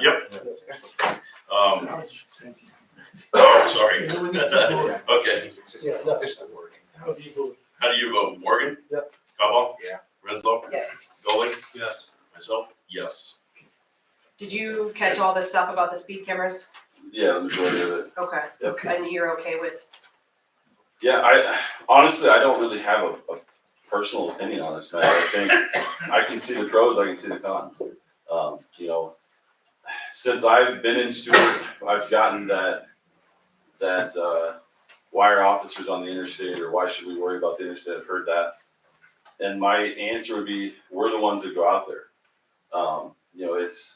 We're the ones that get called out there to deal with accidents, if there's a, complaint coming in from Des Moines or Council Bluffs, or someone's following somebody, the chances that there's a state trooper out here are not always that great. So a lot of times we end up getting to be the ones to go out there. So, and then our fire department or ambulance, they go out there. So the way I look at it is slowing those speeders down, even if it's only in our little portion, then great, because we're at least slowing them down in our little portion. And if that reduces traffic accidents, and even if that reduces one, that's one less time we have to be out there. So I get that, but I also see the controversial part of it. I see the whole, the cameras collecting data. I get it. I'm not for or against it. I can see the pros, I can see the cons. But I think if you guys as a city decide to do it, we'll do it, and we'll do it the best way we can. If you guys decide you don't want to do it, then we won't do it. I think one of the best things is the portable unit. I've always wanted a camera at every side of town, like a lot of smaller towns do, but this way you can move it. So you can get information, work with him and get information, and we can just see what it all looks like. Okay, thank you, Dave. Thank you. Thanks, Dave. Thank you. Thanks, everything. All right, hey, Rescue Unit Director, Department update. Sean, Sean. come on up. Hi, I like that. Okay, we're gonna discuss, start with three things. So the first thing is, we're gonna talk about the Guthrie County Hospital contract. So, it's my understanding that Panora and the hospital have come to an agreement. So, as far as us signing an agreement with them or going to them and seeing if they were interested in that, that's essentially off the table at this point. However, it's also my understanding that they're not retaking those up until like January sometime. I didn't get a specific date, but it wasn't now immediately. So they could still be calling us for transfers, and they have Saturday, Sunday, Monday. All three of those days we got calls to transfers. So, so I'm not sure you guys' position on that. So far the way we've handled that is, if we have a we can stay in town and respond to calls, we'll do a transfer. If we don't, then they'll just have to find somebody else to do it. So that's kind I of. think that's very responsible. Yeah, I think that, Yeah. you wanna have somebody Yeah, here, you wanna make so sure. that's good. That's good thinking. So you were talking about that you was close to signing a contract with them. Do you feel that Stuart Rescue is big enough to do such thing? Or do you feel like they're coming to you and you feel obligated that you just need to service them? I think that if we signed a contract, obviously there would be a financial dollar amount that would go along with that, and so right now, if they wanted to sign a contract that went into effect today, no, we could not do that. However, that's what the contract is for, and that's why we need a contract with them, or would need a contract with them to do that on a regular basis all the time. And so I think if we had been in that position where they would have approached us with a contract, make sure the numbers work, but I think we could have gotten there, certainly. I mean, same thing that would happen with Nora, where, you increase call volume, you increase your providers, and, you just take the money and the revenue and whatever, and you just kind of build up to where you need to be. But again, I think being close to a contract was a bit of a stretch. They were just kind of in limbo, and the hospital, had not for a couple months made any conclusive decisions, and so it was just kind of up in the air as far as what eventually was going to happen. So. As council, that'd be something that we would all want to discuss before he put his signature on that. Well, I think it's something that has to be decided by council. Yeah. That has to be decided by council, but in the meantime, we don't have to worry about it because you already signed this. Lenore. But they might, January, they might talk about it. The contract is, from my understanding, the contract is official with Nora. They just have a start date in January. Oh, I'm sorry. Okay. So now they're not contracted to do their transfers just yet. So you may get a okay. few more calls The next few possibly weeks, okay. to the thing, and as long as you got people here, you'll do it. If not, it'll be, it goes somewhere else. But Right, yeah, and I just wanted to make sure that the council was okay with that. in the future, if Guthrie County was to contract with us, it's something that they would present to Sean and Ash, and then Ash would Okay. present to us, Yes. and then you would go. Gotcha. Yeah. Right, yeah, the city council would have to approve the final Okay. contract to be able to do that, yes. Perfect. Number two. Number two, we'll talk about the ambulance. So I got an update a week ago Friday, that the ambulance, we were supposed to have the chassis by November 1st, and that didn't happen. And so now our new date is January 20th is the date they think that it'll be down there. She says that production is rolling at Chevrolet. So hopefully this timeline sticks. If this timeline sticks, you're looking 120 to 150 days after they get the chassis. So June would be, of course, if we've learned nothing, it's that's a totally fluid thing. And in January, we'll know more, whether that's going to be extended or on time. Guesstimate is probably the best way to put that at this point. I think, and the other thing, I noted that right now, people are signing contracts for new ambulances and they're giving them like 24 to 30 month wait times. So that's why I put in there that we need to start looking at how and when we're gonna replace the other unit we have, because if we decide, okay, we want to do that in 2025, and then we start doing that in 2025, and it's 2028 before you get an ambulance, you're just kind of behind the ball already. So, I think looking at that, I'm not asking, next council meeting, let's sign a contract, but if we looked at sometime in 2023 that we can get, some bids or whatever, that we can get that kind of rolling, and then, we're still a year or two away before that would even, come up. So, and that's not, the payment section is not necessarily my area of expertise, but I think it's definitely something that we need to look at when we're looking at a 2 or 3 year plan for that. So, and then the third thing is developing an assistant director spot. We have Luke here today, and I think that he's, most of you know Luke. He's been with us longer than I've actually been on the rescue, and he's got all the experience necessary. He was the interim director for 4 or 6 weeks between Joe and I. So he's kind of known the ropes, but it's just kind of one of those things where I need some help doing some of this stuff, because as a working director, it just gets overwhelming, and some of the things like having meetings and trainings and stuff get kind of just aside because I don't have enough time to do it all, or I can't be here every day, or whatever the case may be. So that's kind of why we'd like to get that into place, and then delegate him some specific responsibilities, and then come back in a few months and say, how is this working? Also, putting him on salary kind of stabilizes his payroll, which both for him and us is kind of the goal there. So, that's why it's a council decision, honestly, is because taking him from an hourly employee to essentially a full-time employee, you guys have to officially I hire think him he's on for already that. a full-time employee. Yeah, kind of, he had the hours to go up to full-time.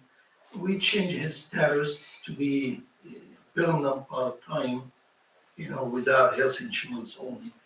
And we gave him ways to get it to this point.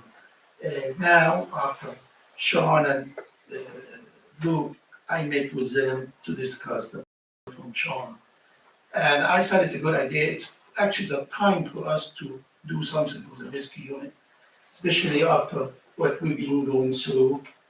And we got to the point that we ended this internal investigation that we all know about it, won't be able to talk much. I received information from the lawyer that no action needs to be taken in the meantime.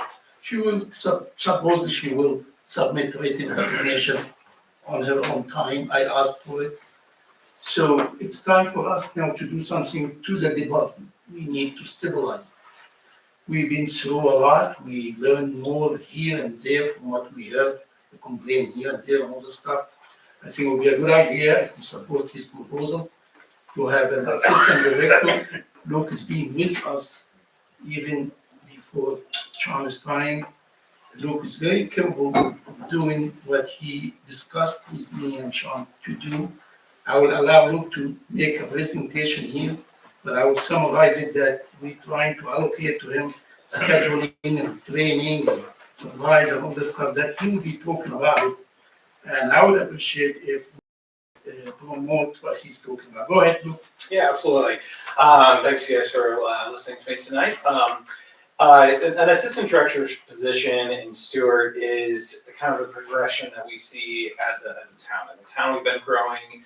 We're getting more and more people on the interstate, like we've just been talking about. We're getting more developments within the city. More people are moving here. So as a department, we really do have to grow. Currently, we only have one full-time employee, which is the director. And in time, we'd like to see that grow as well. We've seen the opportunity that Guthrie Center Hospital has provided us. That window now is closed. However, we still do hospital transports for them, at least up until January, but they do call us for extra transports as well. Adair Hospital also calls us, as well as we respond out to the city of Adair. As a county, we help out all over the place. So we, as a department, see many second calls where we'll have to call down Panora to cover us instead of that. So we do need more employees here on the department, and in the future, we'd like to see that grow as well. For now, both Sean and I have other jobs that we have to do, because unfortunately, in this day and age, we can't live on the salary that the city's able to pay us. And so because of that, we both are, if both of us would be able to be in that position, we could share the stresses of the job and be able to pool our resources and better schedule a first out and possibly a second out truck for the city, so that we would stop losing revenue to other departments that have to come cover us. Any questions? You might want to describe to him the duties that Sean, you and I talked about, that it would be assigned to you, and how much that's going to help the department, like scheduling and the training and all these things. Yep, absolutely. We discussed, since I do work at Dallas County, we don't want to obviously, do I have enough time to spend on the department? And with the responsibilities that I'll be taking over, I'll be working on scheduling for everybody, as well as trainings. I'm already the training officer over at Dallas County EMS, as well as I hold certifications that we need to maintain paramedic levels as well. I also train my flight unit up in Waterloo. So I'll be able to take over training and scheduling and meetings. I can cover that as well as helping him out with supplies and inventory, and pretty much anything he needs, I can back him up as well. So when he needs to go on vacation or anything like that, or is sick, I can fill in for him that way. And Luke is willing to accept that position with being paid $54,000, just straight up. He doesn't need the health insurance, as we said about before. So we will be putting him on $54,000 a year. That's just a specific check every day, period. And he's willing to do that, and he's willing to start tomorrow with that capacity. And like I said, we came up with all these ideas because we concluded all the propaganda that we saw for the last 4 or 5 months. The mayor has been involved with me in all these things, knowing every single thing that we've been doing with the lawyers. Sarah has been my assistant throughout this whole thing, witnessing all the meetings in writing. So what you are being delivering today is what the conclusion of all what's been going on with the internal investigation. And that's have it in writing, and the mayor being involved every single step of the way. Now we have to come up with what we need to do to the department to move forward. And that will be the first step to do, is to have an assistant director help with the responsibility and move on with the department, hoping that we go forward, not back. If the council have any questions, I'll be glad to answer. They will be glad to answer on their capacity. I don't have any questions, but this is sticker shock to me. I mean, I would estimate that his salary right now is the low 40s. You know, But is that because, and sorry, I don't mean to interrupt, but it shows the low 40s. But because of his military duty, he takes extra time off. So if he didn't have the military, he'd be probably up around 48. Yeah, it would be a lot closer to Right, 50 so than it it's is not now. a huge jump because he does have that military duty and we allow him to, you know, we don't count that against him. He goes and does his military training. I didn't even know he was going to this spot. I didn't know he was going to assistant director. I mean, this is the first I've ever heard of it. So when I say sticker shock, it's like, wow, all of a sudden now we gonna get a assistant director and he needs to be paid this much. It's just sticker shock to me, I guess. Sorry.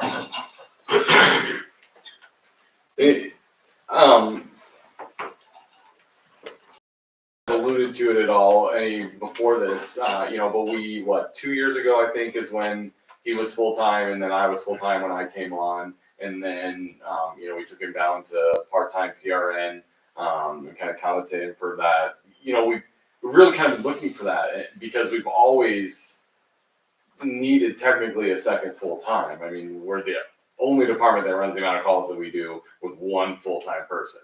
And so we've not really discussed it, or we didn't prep it, but and that's kind of one of the reasons that every month-ish you get an update. Well, we're 20% over our call average. You know, this year is going to be more calls than any other year we've ever run. We're never going to run less calls on average than, you know, so we needed that before, and we still need that now. And so, you know, now that's just kind of what came up. Taking it back a little bit, when Jeff Howard was our director, we had a full-time, wasn't Kelly Serber full-time? Yes. And we ran two Yes. full-time all the time, right? Yeah. So this isn't So any that's our goal as well. different. Yeah, no, I'm not against it by no means. I just wish a little bit of communication prior to tonight and saying, wow, here you go. That's what I was, I guess, after. It's totally nothing against what you guys are doing. I'm for it, but I guess a little more communication done. Does it feel like some of those situations where now we're backs against the wall, we gotta make a decision? Right. Right here and now. So Even if it would have been in the packet. In no Yeah.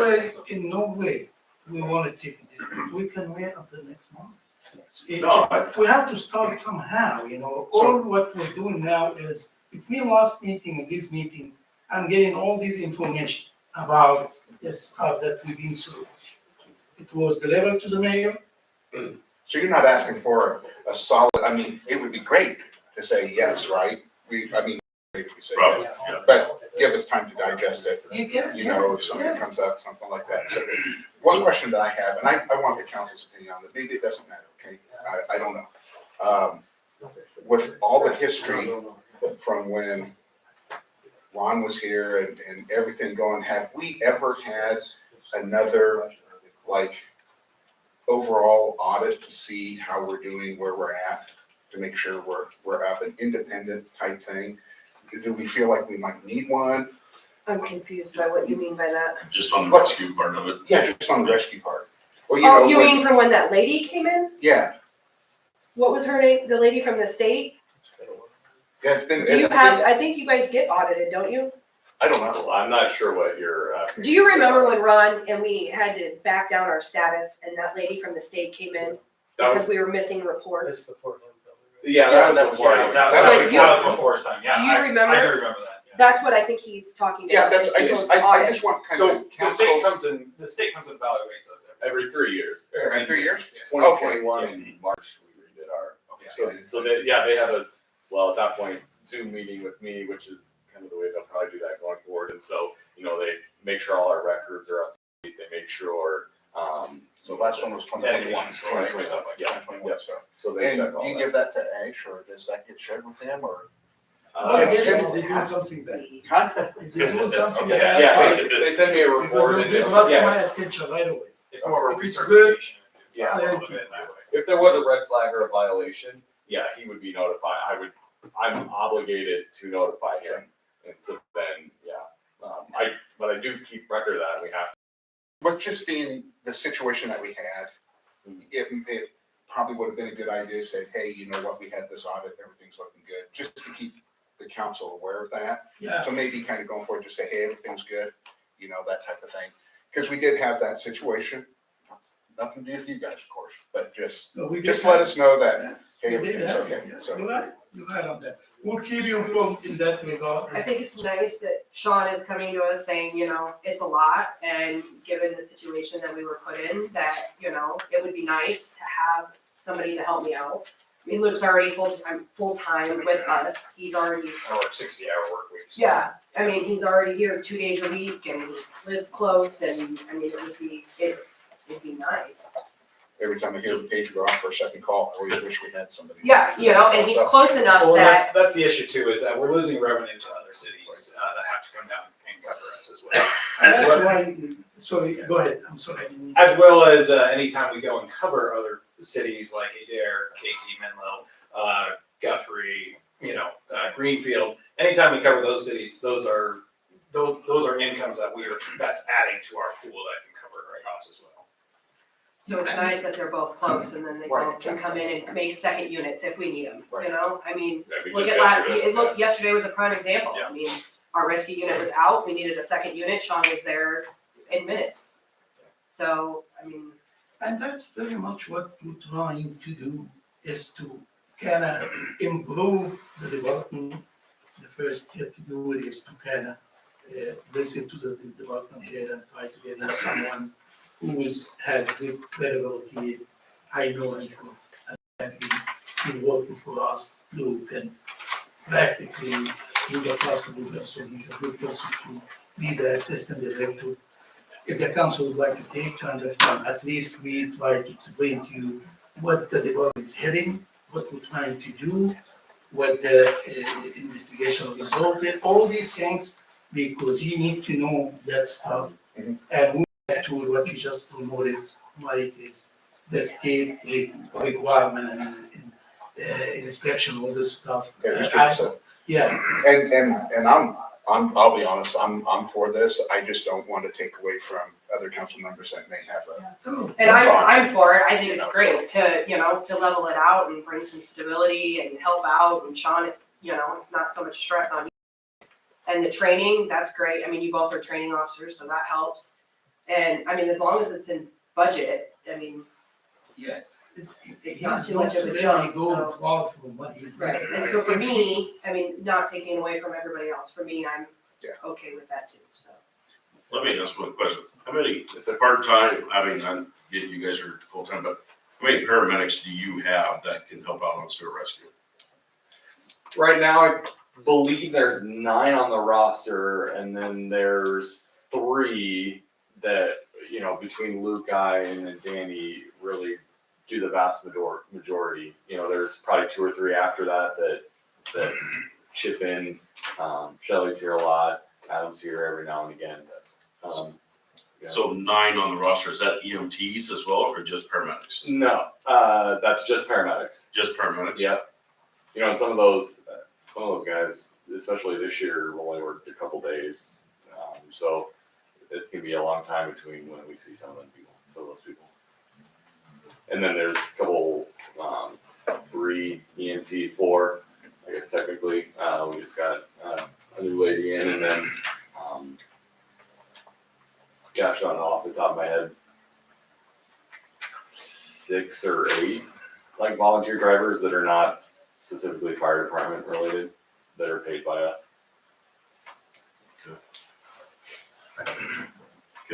So it's up to the council. You wanna wait until next month? You wanna add? We gave you what we've been working on for the last 2.5 months. Waiting for that stuff to end that we've been dealing with. As soon as we found out about the result, we're trying to act toward the department and see how can we help to eliminate most of the, if there is any complaint or has been complaint or any complaint in the future, I think for him to have someone to assist him, it will help him, it will help the department, it will help the city. Someone with his qualification, I think, will be a benefit to the city. The decision do not get me wrong. We have to explain it to the council somehow. The only way I explain anything to the council, I have to have full council. I can't talk to individual they call that campaigning, they call it something wrong. I have to. I can't pick up the phone and call council member and just promote the idea or trying to gain support. I have to give it to all the council members. The council members see what they say and he makes the decision. You don't have to decide tonight. If you'd like to decide, that's fine. If you'd like to wait, that's fine. But at least we give you all the information that we need to give you and we'll leave it up. What are you asking the council to do, Ash? What am I asking? Create a position, allocate Yeah. money? Yeah, I think that's gotta be in the. the rescue unit director promoting to have Lou as assistant rescue unit director with a straight pay of $54,000 a year with no benefit, which is only the health insurance because he gets IVAs and all that stuff. And we saw that with Lou years ago, so he's accepting that. That's what it's promoted to now. To do all these things that Sean is assigning to him. Is that enough? What you saying? I think it's either gotta be in the agenda or in the packet, I mean. I understand Warren's concern on this too, that, I'm gonna make a presentation. Who could tell? I didn't know what the presentation was gonna be about. The general public could in no way determine that you were going to ask us to create a new position or allocate money for that position. That could be, I'm for it, but to go back to your point, I think it is proper that that cannot, or maybe should not be in such a vague agenda item saying, I'm gonna make a presentation. But if we back the train up, the police department just put extra pay and we had nothing in our packet. That's valid too, you know. I mean, That is, you're right. when you can, I mean, And I'm not. right, no, yeah, I'm I not get gonna what argue you're saying, that, I'm you just know. saying, we just approved the police and we had nothing. You know, Yeah. I mean, we were just kind of flying by the seat of our pants, so, I mean, I this don't is, wanna do two wrongs if that's, Right? you know, Right. to try No, to I make mean, it I right, get it. you know. But you are right, you're correct, you know, I Yeah. mean, see, that's something, yeah, I wish we'd be more specific on that, you know, just more than I'm gonna present something, you know, yeah. on that.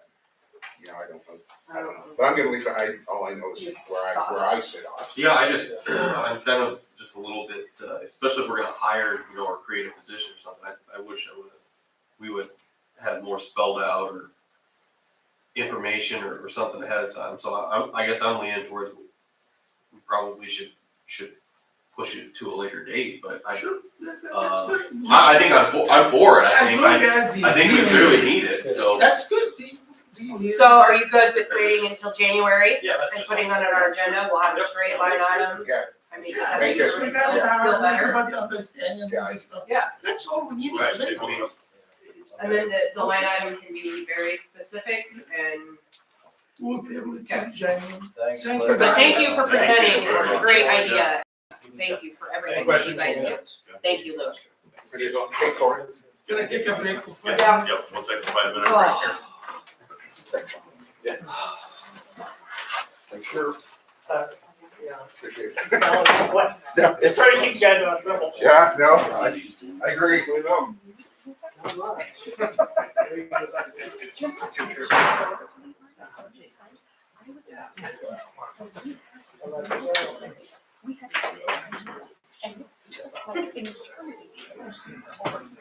I had to do that twice, and then Stuart finally came because he had called me. They went to, there's three, one more. Yeah, that's. They went to the house twice. And I'm like, where are my copies? She said, right, come on. So. Ask Joe. Next time today. John knows that he's a 20th. Yeah. It's gonna be good for everybody. Some of my horror stories about when paramedics, we didn't have it, and I had a guy, she crazy lady trying to stab her dog. She had sundowners. And, so, yeah, we had to wait for Panora, it was terrible. It was horrible. So. Yeah. Well, I thank you, gentlemen, for all that you do. Absolutely. Oh, I told him, I knew him. All the time. He's my guy. Well, after yesterday, I feel for both of you. Did you see, I read on Facebook, the guy at Dexter? They sent him home to the hospital last night. Really? I did not. They asked him to stay for, observation, and he said, no, I want to go home. So what was it, 2 calls at once? No. That's why you couldn't make the meeting. There was 2 calls back. Back to back, yeah, because I got a call from them to go unlock the church, and I'm like, what? He says, I'm on a call. Yeah, I'm like, I'm on my way to Des Moines. Yeah, it was Colin Dexter, person down in Dexter, and then later.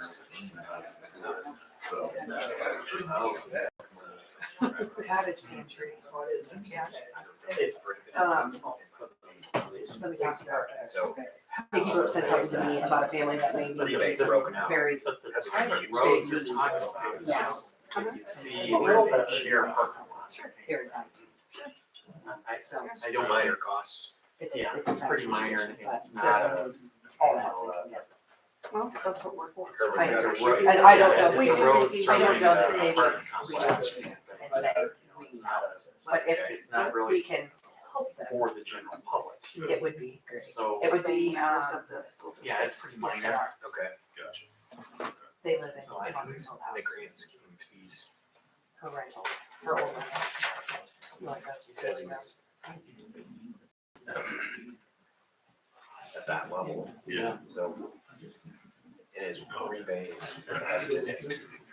Yeah. I think the meeting's done. All right. Thank you. So, yeah, there's plenty, there's plenty attributable public streets. Yeah. He's put in a whole bunch of. It's kind of like, I don't know, I see what happens on the other streets. It's tricky. There's housing mixed with commercial. Mixed use. Yeah.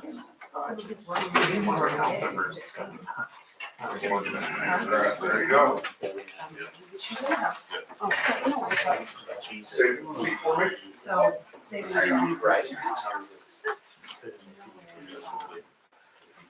she's got so many rooms. Yeah, no, it's not anymore. So it's like They a- sold it. It's like Well, so that this is the ordinance that changed to. Margaret. So that council Larry. approved that ordinance. Yes, that. Now, they're going back and using that ordinance against him. So. It's like, you know, you have to. Like here's an ordinance, you know, from another community. No, I was just saying. Great, and then the council says, okay. You're not doing this part of the ordinance. It's very sad. She's. Yeah, I didn't either.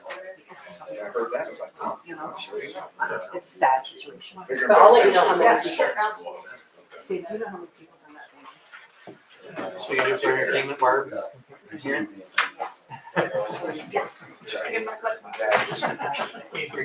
Hey Barb, I would guess 5 or 6. Okay.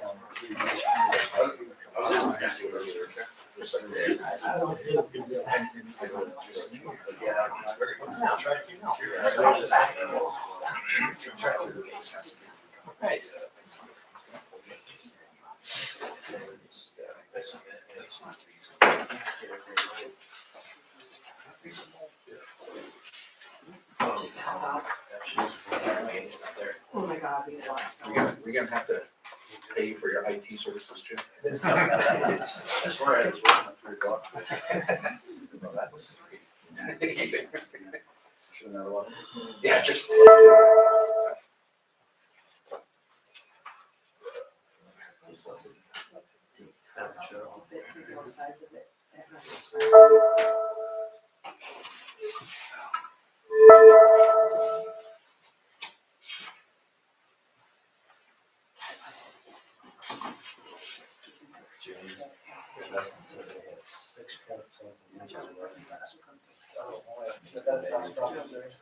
Maybe you need a new battery to the remote. I just changed. Oh. Yeah, are you using alcohol on my? Hey, you find the right end. Shows like green light flashing on That is right.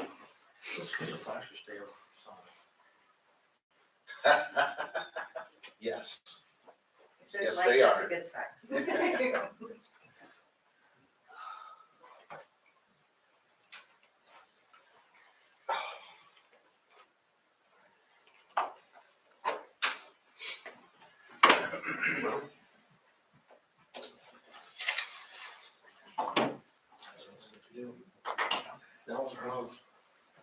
Okay, I think the presentation is.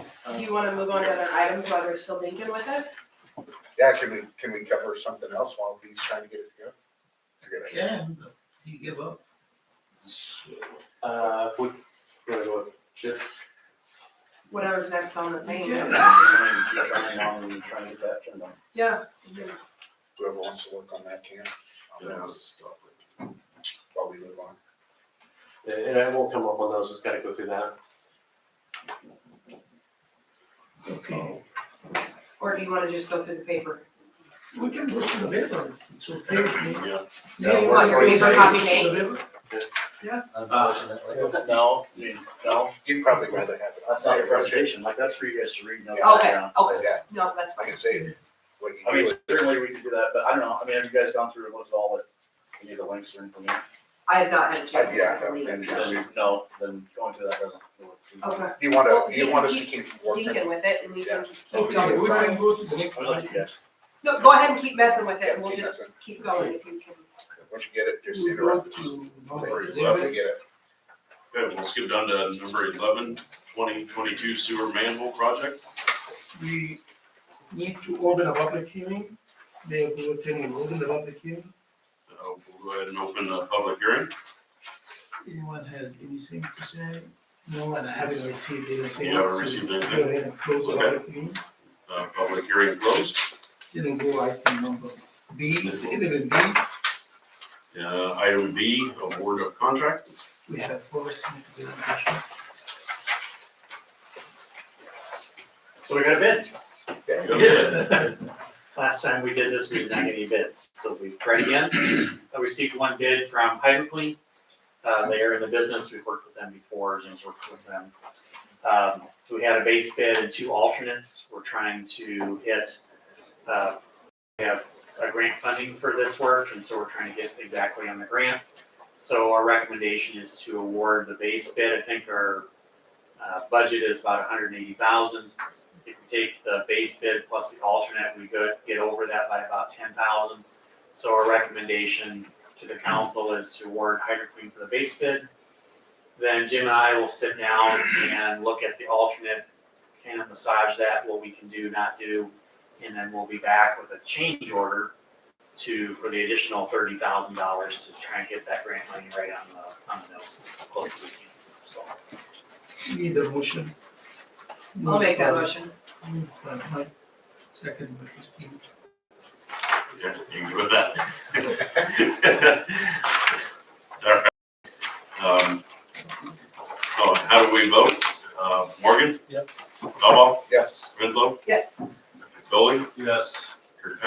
yes.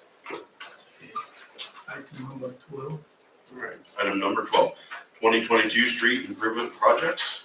Forrest. So this is just a partial payment estimate. If you remember at the last council meeting, they still had some work to do. They still have some work to do. We're not accepting the project until those items are fixed. We are still withholding $18,000 on the project. And so this is just a partial payment estimate for what they've done. I'll make the motion to approve payment. Moved by Christina. Second by Mark. How do you vote? Morgan, Yes. Cobal, Yes. Renzo, Yes. Dolly, Yes. Patrick, yes. Okay, number 13, 2023 housing phase 4 update. So this is kind of a tag team between Chip and I, this agenda item and the next agenda item. So I'll start out, so I have this handout, and I'm sorry I didn't get this into the packets, but everybody can see this. All right, thank you.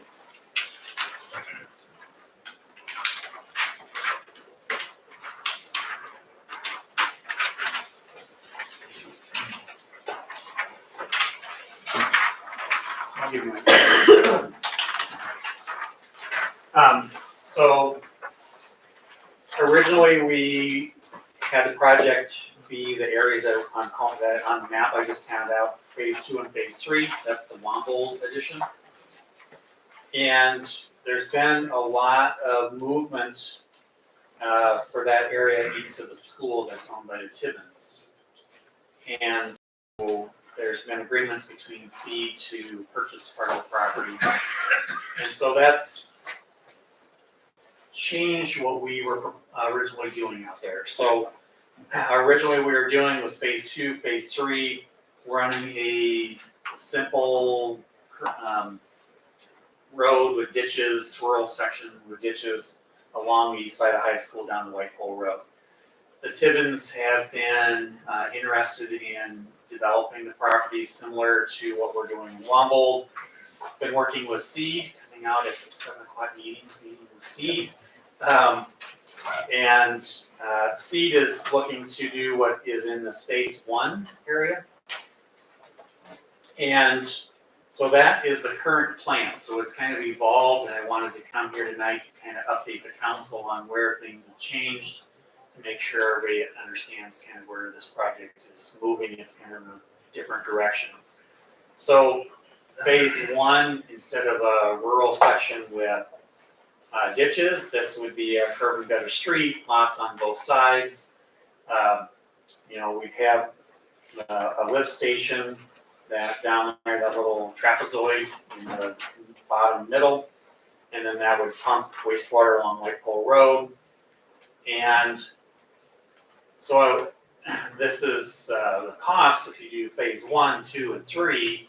We're getting into some real numbers. So this is kind of my cue to see if there's any questions from the council on what we're changing here, and then I'll turn it over to Chip to talk about, what the cost implications and the financing. Where does the sewer stuff sit with this? Because before we even talked about 4, we were concerned about all of the sewer and our system being able to maintain. Yes, so we still have the $700,000 that's still in the budget, still in what Chip has, to tighten up the sewers going down Harlan. And then this lift station is actually bypassing the existing lift station. So we have 2 lift stations pumping, not one into the other, they'd be parallel to each other. And then my other concern is, what about the electricity? I mean, we're annexing this and we're already losing out on Womble 1 or Womble 2. All of this is in the REC. So we're losing out on all that. Yeah, all of Womble is in the REC. Only All Saints is in the SMU's district. But we would still get Go ahead. sewer and water. Right. Is that all, it would still come back to the city? Yes, Or yes, it's not the city, it's the utility. yes, the water would still all be the utility, yes. Forrest, didn't we talk about possibly asking REC if they would help with some of the infrastructure if they're gonna be getting some of the electrical? Yeah, in the past, the RECs agreed to those types of terms, yes. I mean, this is a huge change. Part of what pushed this change is, planning and zoning has to approve any new plats. And they were concerned about the location of that street, being right below the road kind of crests due south of the football field. So it's kind of a blind spot, and the planning and zoning asked us to push that street as far east as we could. And I think, topographically, it's gonna lay a little better. The other thing we're looking at is, when we presented this in April, at least a couple of council people, if not a majority, and I know a number of city employees have expressed the desire that, we talked about back in April whether to, and I'd rather call them option A, B, and C, since we're on phase 4. It's a phase 4 TIF proposal, and it includes a lot of things. $800,000 for the Harlan Street sewer, money for the rec fields. We're Chip's wrapping a lot of stuff into this. Obviously, the housing is what's driving it. But Forrest presented you 3 different scenarios, and my recollection, I don't know if there's an official vote on this, but my recollection was the desire was that the street going from Northeast 2nd down to White Pole Road, that be the base bid, because it was important, not just to service the new houses that would be sold, but to give an outlet to the existing houses. That if there's any kind of problem right now, there's a real bottleneck, because there's only one outlet out of there right now, going west on Northeast 2nd Street. So that's, and I opened this can of worms. I asked Forrest, could we put a couple, I was picturing, well, we'll stick 2 or 3 lots in, and they're layout guy came out with this elaborate plan, which I appreciate looking down the road, but for Right, that's a developing lot. the whole 40 acres. But at this point, Yeah, just pay attention to the highlighted. at this point, we're just trying to put the street in the place that makes most sense, and check in with Chip to make sure it dollars out. Yeah, this, we kind of have something out here to the east. That's a plan, not the plan. It was just to make sure that, this road that we put in phase 1 would fit into something, so. So we're still with the original plan of the pink and the blue with the road, right? Yes, we just are adding the road, we're adding some lots and a curb and gutter street. So the concept is still the same, we're just kind of, that, I'll call it phase 1, but I do like Warren's ideas of calling it alternates or options, yeah. And we were doing kind of this yellow and the blue was always kind of the base bid, and this pink was an alternate. Right. And so, like I said, this is just for councils, and I'm not necessarily looking for decision on anything, it's just a And this discussion. is all, and if I remember right, we determined it would be based on what the bids came in at before we would Yes. even anything, because that's a lot of grading and a lot of stuff, and then making sure our sewers. But we're looking at quite a bit of money, and if we look at this and we go, there's no way we can do the pink, for Right. example, then, let's not go Right, through because the- those were alternates, and Yeah. that's why we bid it as alternates, so that way we could look to see, is it worth it, but maybe if it's not, then we don't have to. Right. Yeah.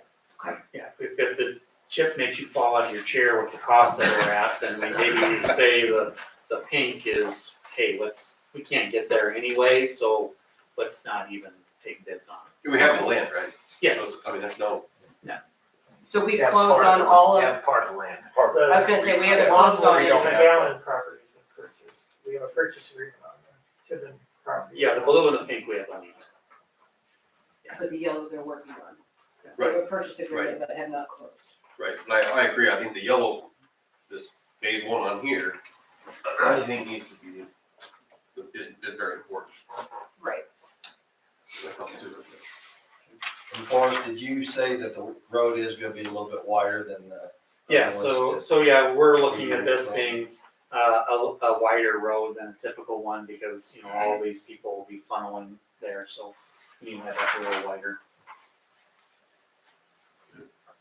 Okay, that will take us to the next item of Hey, Chip. Thank you, Forrest. Item number 14. Thank you for. Thank you, Forrest. Item number 14, preliminary budget amendment discussion. Chip. So, can I try it? Did you get connected? So the third tab of your handout has the kind of the budget review that's been put together. This page is page 11 and 14.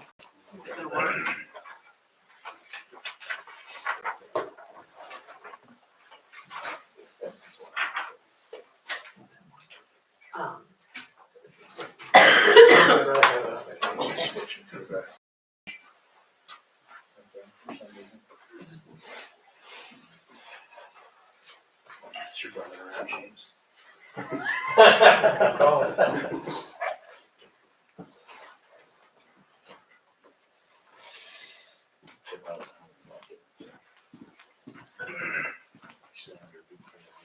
Okay. All right.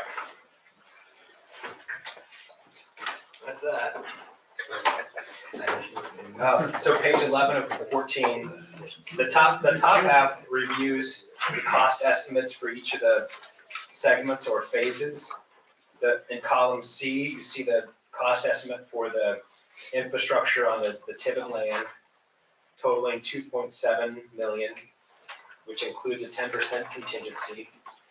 Row 9, the blue, light blue, includes the 700,000 allowance for Harlan Street sewer. So if you look at phase 1 in total, that's row 16, just infrastructure and administrative costs, engineering, 3,969,100. What would need to be added to that then as well is the land purchase. And this assumes a high estimate for the land acreage of 13 acres. And I think as time moves forward, you'll see why that is discussed. So that at 21,000 an acre, the 13 acres is 273,000. There, so for phase 1 only, the total is 4,242,000. There is an additional funding amount that we need that was funded by city cash on hand for the Wambo land of 87,000. Once you add that in, look at the totaling for phase 1 in row 25 of 4,240,000 plus 87 for the remaining amount to be paid on the Wambo land. It's already been paid, but the city cash has to be reimbursed. So you're looking at 4,329,000 at the blue arrow in row 27.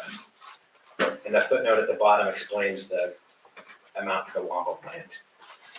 The segment for segment 2, geographical portion, the bluish kind of color, that's subtotaled in that segment at 1,947,000 in row 23.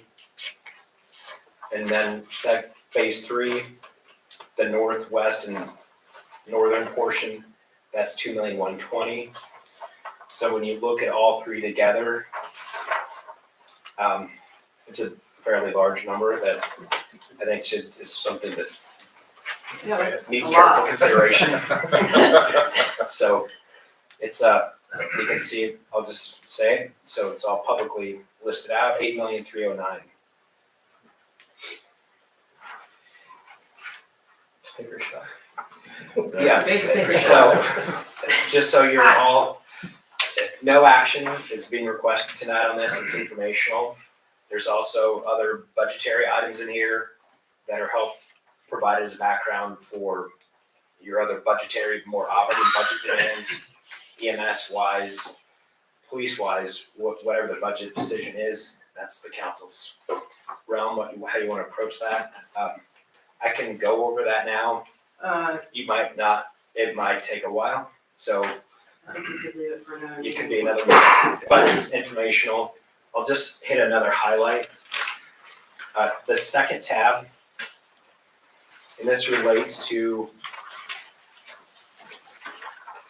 the city having a debt levy for insurance costs. I think is a valuable tool, and it had a really, you can see the historic levies earlier in the handout. You can welcome to look at that later. What might be an item to consider, and this spreadsheet, we could talk about this for 20 minutes, and I'm not going to, so please know that. It's really important if the city's looking at all of these various TIF funded projects, how you approach your levy in terms of its impact on the consolidated levy for city TIF dollars. If you look at FY 2021, the consolidated levy was $35. That's in row 12 in that column F. The current year and last year, it's about $30. That has you're being responsible from a levy standpoint for citizens and lowering the tax levy. It has a negative impact on the city's TIF dollars.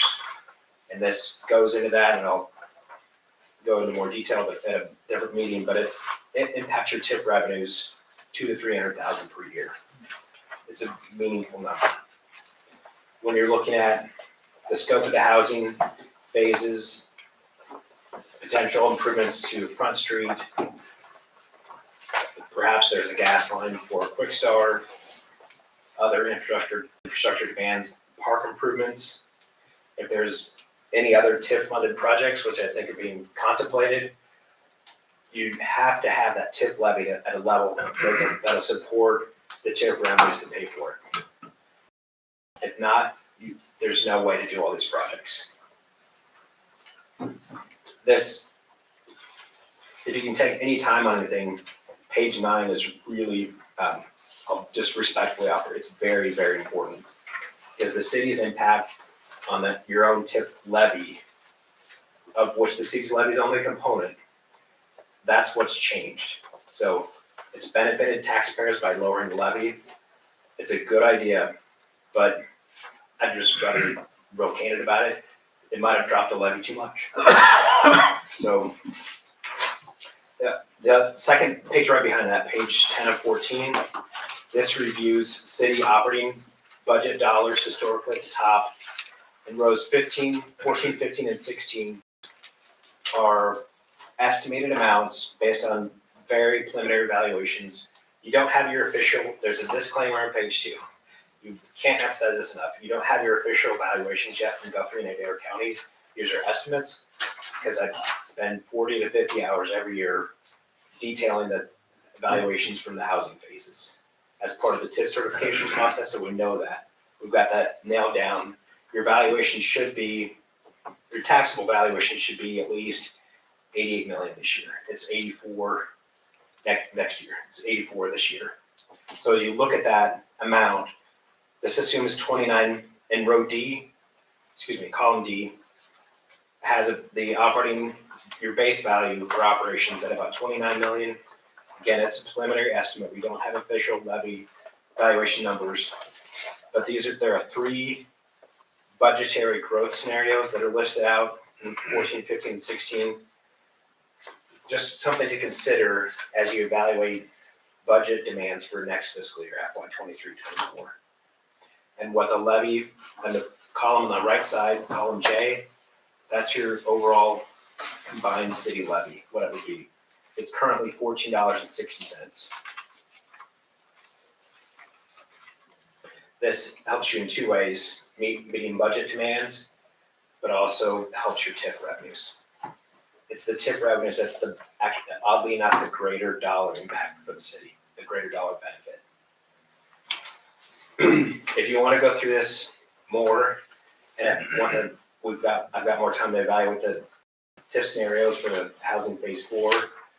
We could have a special meeting in late December. I know Ash might be gone part of the time, or you could be early January. The purpose in getting this to the council is, here are some initial ideas, and then you can noodle these over, because I think they're behind the 4th tab. there are a lot of pending decisions that are gonna be put in front of the council. And that behind, tab 4, that starts to outline some of those. I think it would be good for early January because we'll be able to get the valuation. So we'll be talking about a real number. The only thing I want to summarize from Chair's presentation is the more you have tax levy, the less, so the more you have tax levy, the more you get TIF money. The less tax levy, the less TIF money. To just summarize these, I want it to be simple. So really, we have to make that decision to visit. A couple of years ago, we set a policy, I call it policy, that you want me to keep the levy under $15. We complied with that. When was last that? time. What's that? When was that decision made? I think that was last. It was 2021, and had the city levy it having a $15 handle on it, $15. $15 range. Good policy. They wanted reserve to be $1 million and above. Very good policy we had. So we, as a council, complied with it, right, to keep the tax levy low, keep the reserves the same, keep the service the same. The triangle I always talk about. But Chip's trying to say to the council that maybe we kept it very low. Maybe we need to increase it a little bit. Possible, yes. Good or bad, it's up to really the communication that we have now that we might need more TIF to fund all these projects. So we need to be able to go above the limit that we have, the 1500. So that's very much, I'm trying to help Chip a little bit out because I talked to Chip about it and we studied the whole thing. That's very much what we're trying to deliver to the council is, are we willing to be flexible and sit and see all these projects and see how much tax rate we can increase? Are we okay to keep it as it is or reduce? Because all that is the numbers that we provide tonight by Chair, but the concept is the same. The number can be high or low, but the concept is what the council needs to take home with money. The more you increase the levy, the more TIF money you get. The lower the TIF, the lower the levy, the lower TIF money you get. And he explained very well that you have a lot of projects coming up. You need more TIF. In order for you to do that, we need to kind of increase a little bit the tax levy. If you're not concerned about all these projects, we can keep the tax levy the same or lower. It's not gonna affect a lot of the operating budget that we're gonna be talking about it in January, February, March. It just needs you to be able to see both ways. And that's very much the nutshell of what you're trying to say. Really, we can meet every day, but this is really what the bottom line. That's what we need to take home and think about all this stuff. So when I go in January, I'm gonna have to set a budget work session.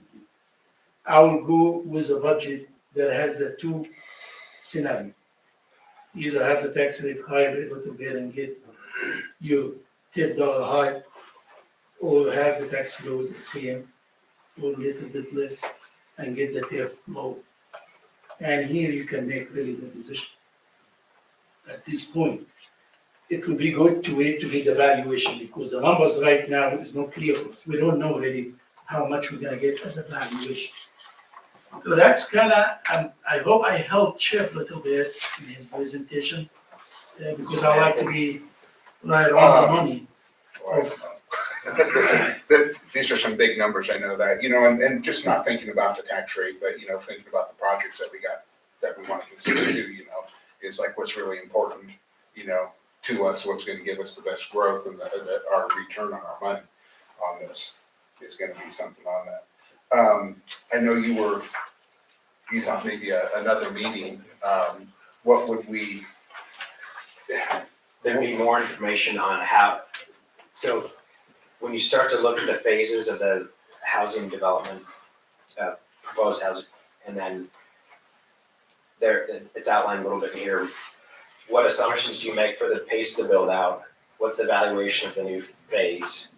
How many phases, how many segments of the new phase do you do? What are do you have higher home valuations in certain parts versus others? It could get a little scenario crazy, and that gets less effective in terms of a discussion, but it's probably gonna be 4 or 5 scenarios at least. And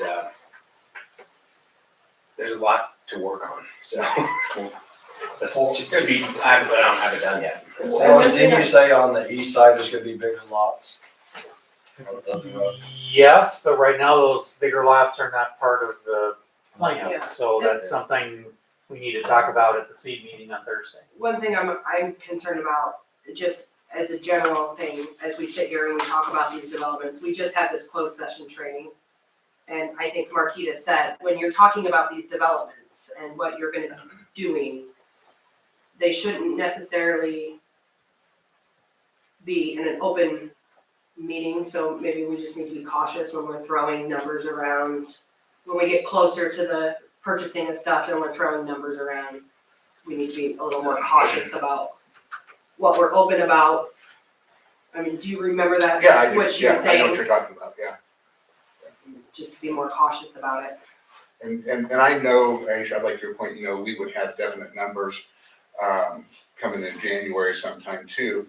I like your point though, is kind of getting those scenarios out there, on how we look at it, then you combine them with those numbers in January, then we have that. So personally for me, I wouldn't mind having something set up. I don't know how the rest of the council feels, but just to get more, hey, this is this scenario, this is this, I don't know.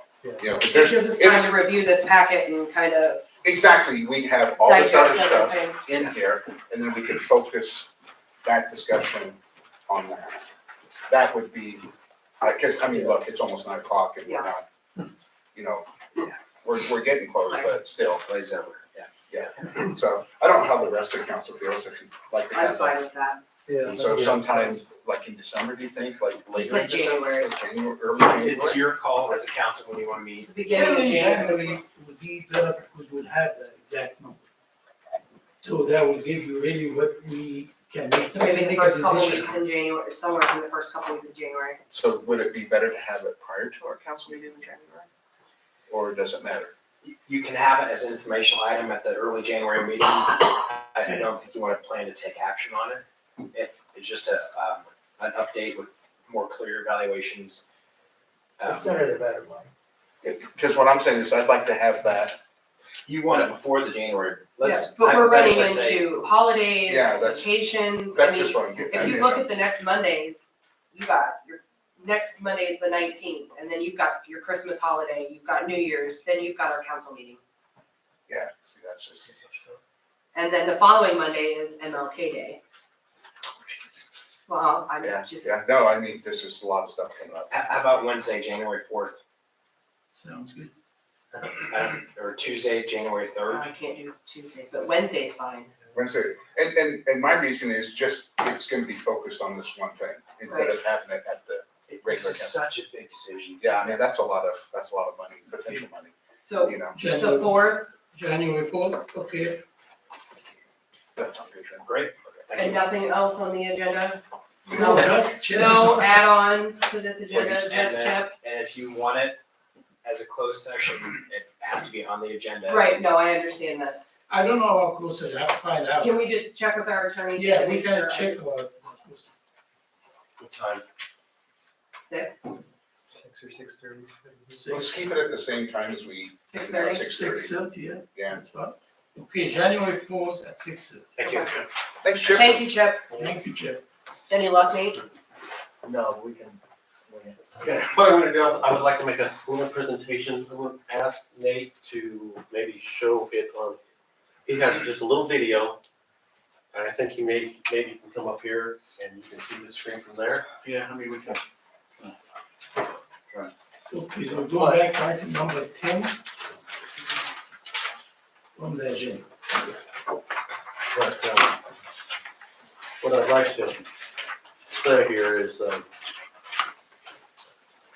Stuart, I think Stuart is probably one of the best kept secrets. Stuart has many great things to brag about besides being victimized by Bonnie and Clyde, such as the Stuart Speedway. A lot of people do not know that is the oldest consecutively run racetrack in the state. There was a movie that was filmed there. So some people know it, but many don't.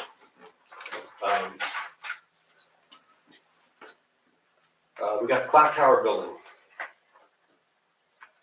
Catholic cathedral that was set on fire by an arsonist and rebuilt. It's a great community center. Stuart has many things that would attract a tourist. We also have events that many of the townspeople do not know about. Stuart Chamber, Downtown Revitalization, Lions, there's other people that have organized events.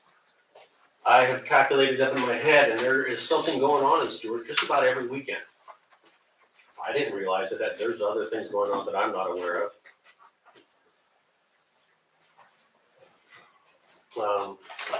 We got the Christmas tree lighting, the community Christmas lights in the park, the Bonnie and Clyde Run, Wine Walk, Best Block Barbecue, our Scoop Salute car shows. In addition to the Stuart Library has many things going on that many people don't know about.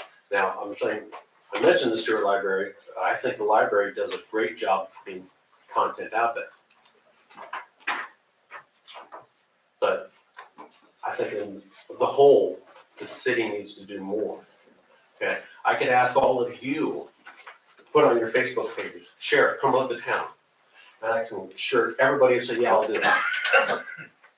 All right, but then you're gonna forget, or I'll get to it tomorrow. We all put marketing, we all put promoting ourselves and our town at the bottom of our list of things that we're gonna do.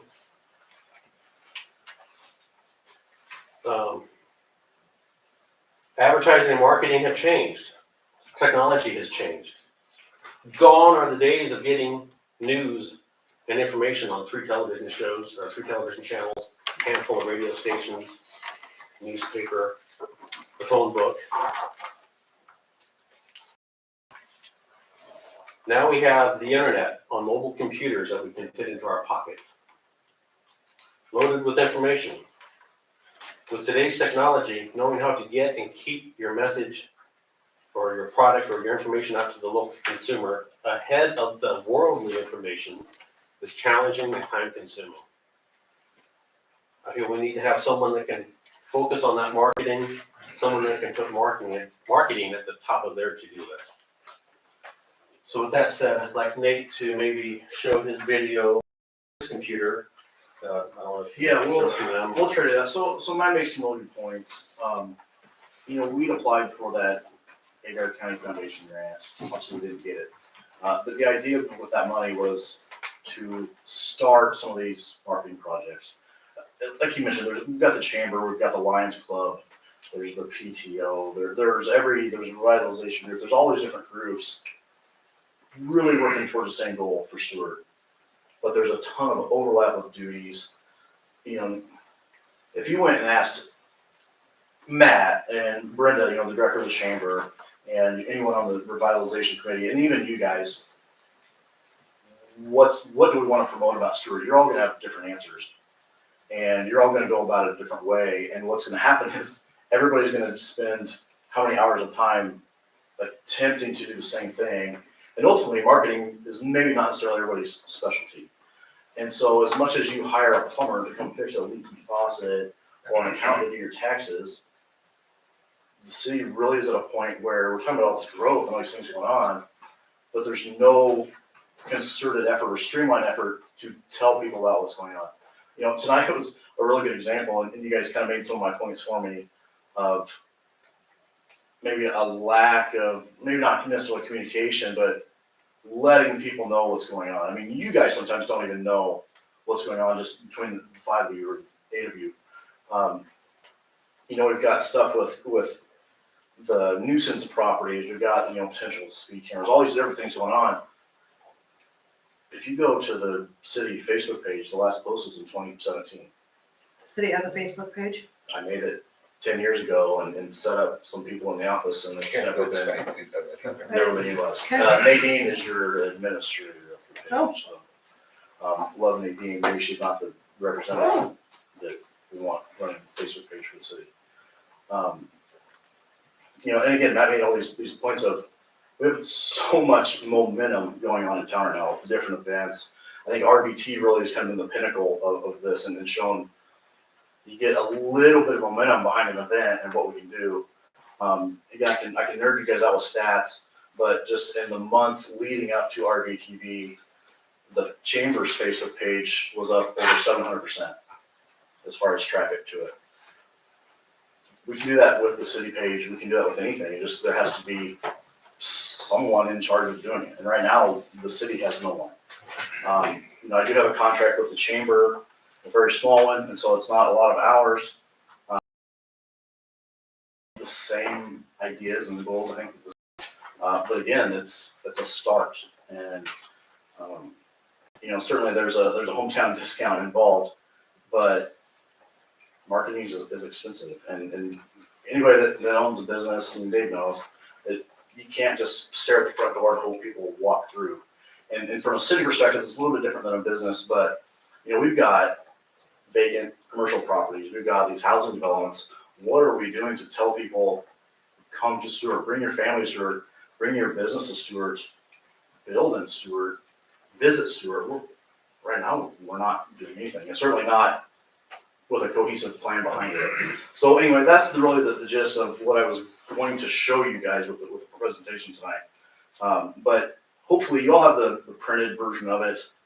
There's some links in there that can show you some of the things that I have done.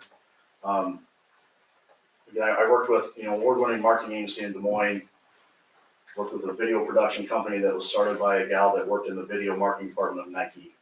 So that tells you a little bit of the mentoring and the lessons that I've learned as far as how you tell your story, how you tell it effectively, how you reach the audience that you want to reach.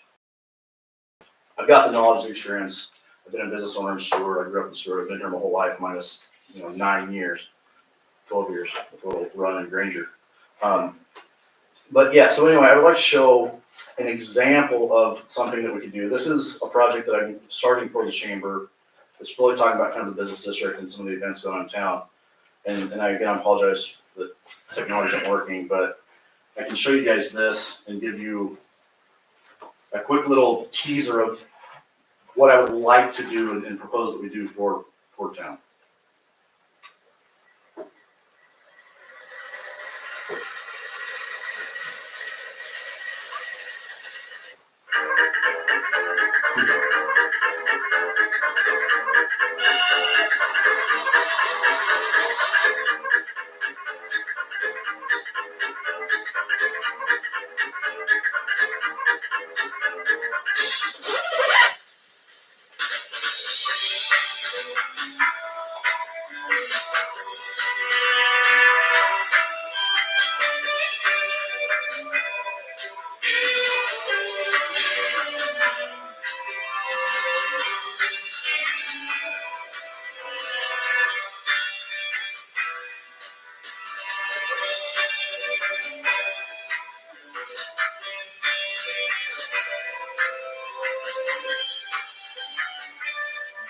Stuart was terrific, and on relatively short notice, they just put together something for everyone to do. The kids had a blast. So this again is just certainly not a finished product by any stretch, but that's one of the things that I was in the proposal I talk about. Video is where everybody is right now, whether it's TikTok, Instagram Reels, YouTube. And if you're not doing it, you're falling behind. I mean, Doa Deer is a perfect example of, she's on Instagram Reels all the time and has an amazing following that really we can copy for all the other business in town, for the city as a whole. And so that's what I'm really trying to do. So, you guys can take a look and read through the specifics of the proposal. I'm not going to sit and make you read through every line by line. But the idea would be each quarter, each, specific period of time, working with the economic development director, with the city, whoever wants to be involved in this project, come up with a theme every quarter. Maybe the first one is housing. Get some of these housing details knocked out, and then we say, okay, everybody, hey, Stuart has 3 lots. All you do is agree to these stipulations, get a free lot, come to Stuart. And then the next one is, hey, why bring your business to Stuart? Not only as a business owner looking for potential businesses, but as a shopper, as a tourist, why come to Stuart? So there are different themes that we can hit. And then in addition to having our kind of one overarching, 90-second kind of brand commercial video each quarter, you break that down then into, again, 10, 12, 20 advantage of the Instagram reels, the YouTube shorts, the Facebook reels, TikTok videos, that style of marketing and then we're able to even target those to people that we want to see it. So it's not just a shotgun, light your advertising money on fire and hope that some of it lands in the right pockets. But you're really, so that's the proposal. I'd ask that, since we're able to do the full multimedia presentation, I look through, you can see some of the examples of my work, some of the videos I've done, some of the, even on a smaller scale, some of the social media campaigns that I've run for clients, especially locally. You'll see there's reviews from, again, the City Economic Development Director, the Stuart Chamber Director, the Stuart Head Librarian. So I'm working with already a lot of the organizations and the companies in town. I think everybody knows my heart is here in Stuart, so I would love to take that to a little bit higher level working with the city. Very good. Thanks, Nate. Hey, Ash, is that something, and again, just kind of speaking, not for everybody here, that maybe once we look at this, we put it on the next agenda as seeing if we want to enter into some sort of a contract with them. Again, more specific on there, and I think it gives us a chance to do that, and then we can just decide. The numbers are in there, or yeah, is that? Everything's fluid. It's kind of the starting point again of. It's not near what Stuart needs, but again, knowing that the budget is always an issue for not just the city, but for any business. You got to get it started somehow, right? It's a starting point. And, look what RVTV did. You did a wonderful job getting this out. And again, so that's the point behind it is, let's start somewhere. We'll start with something in some budget, and then when I talk to you guys again in a year, like we've had this extra growth when people come to move here or businesses move to town, and they told us it's because of the online digital marketing that we've seen. And then I can say, now you guys don't need $9.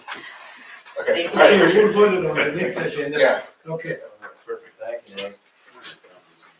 Okay, now we're gonna go to 15. Future use zoning, planning and zoning commission recommendations. We will give him his recommendation, we put it in the packet for you. Take action or not, that's up to you. I know it's getting late at night. What are they, do they have specific requests? I see them starting. I don't think the packet includes the recommendations that were made. Well, we've got 1, 2, and 3 here. We've got, the first one is the official zoning map. Warren. And the second one would be the comprehensive plan and doing the 2 miles. And then the third is our consideration of the annexation, but I think we're already moving forward on the annexation, aren't we? Yeah, that was off for us the last meeting. Yeah, so that's. What I think would be most beneficial, planning and zoning went through, and I think it was your suggestion that we look at future use for the parcels adjoining. And so I and Matt as well sat through 3 meetings of planning and zoning, and at the last one we went through and came up with a future use. Right now, our future use and our comprehensive plan only extends to city limits. And we're authorized by Iowa code to zone out 2 miles. Now, somebody checked with the county zoning administrator, I think because of a misunderstanding coming out of the minutes from the planning and zoning because it took 3 meetings just so people wrap their head around the difference between what's in the comprehensive plan and then what is our. And the short version of that is you've got to put people on notice if you're thinking about doing something down the road. That's how we provide due process to people in terms of impacting how they can use their personal property. So, and it's illegal. The planning and zoning and the city cannot zone a piece of property that's different from what's in the comprehensive plan. You have to change, if you're gonna do something that's different, you have to change the comprehensive plan first so the whole community knows what's coming down the road before you can change the zoning. And part of it obviously was what spurred this was, but I thought because we've had a number of companies come in, look at the town, housing developers, industries. I think it's prudent for us to get out in front of that. So we don't have somebody come in and buy a piece of property that's right on the edge of town and put in a use that is incompatible with what we would like. So the first step was that future use. And we went through and we assigned a future use to each of those adjoining parcels. I would like to get together with Chris Whitaker or somebody on his staff up at Region 12 who did our comprehensive plan with us. I don't have the capacity to generate a colored map. I don't have the graphic software and everything, or the time. But I would like to get him that information, have him generate a map so you could, because I think it's a lot easier to do looking at a colored map. And so I would table that part until. So, but we need to start moving with seeing if Chris can do this, or are we just waiting to hear back from them? Well, at some point, probably need some money, but. So I guess my question is, what's the step to moving towards making all that future use? What are those steps to get there? I think that's something that I can do on behalf of Steve, contact Chris Whitaker about generating it, because he said he would work with us. I don't know whether the city has the capacity to make, if you have Adobe Acrobat software that you could change the PDF. I know you've got a PDF, I'm sure, of the comprehensive plan. But if he has it, But it would be a lot simpler for them to do it. And the city's already approved some other changes to the so we could just comprehensive plan. I would rather do it all at once. So just table it until next month. I would just table it, let me get together. I think you can, I think you next month. Thank you, Warren. Okay, should we, do you want me to check with Chris Whitaker to see cost for revising this comprehensive Yeah, plan? he just said he was going to, didn't he say that he was gonna do it, proceed, and then come back? If Matt's volunteering, I would gladly let Matt do it on behalf of the city. I think that's an even better suggestion. Then in terms of zoning 2 miles out,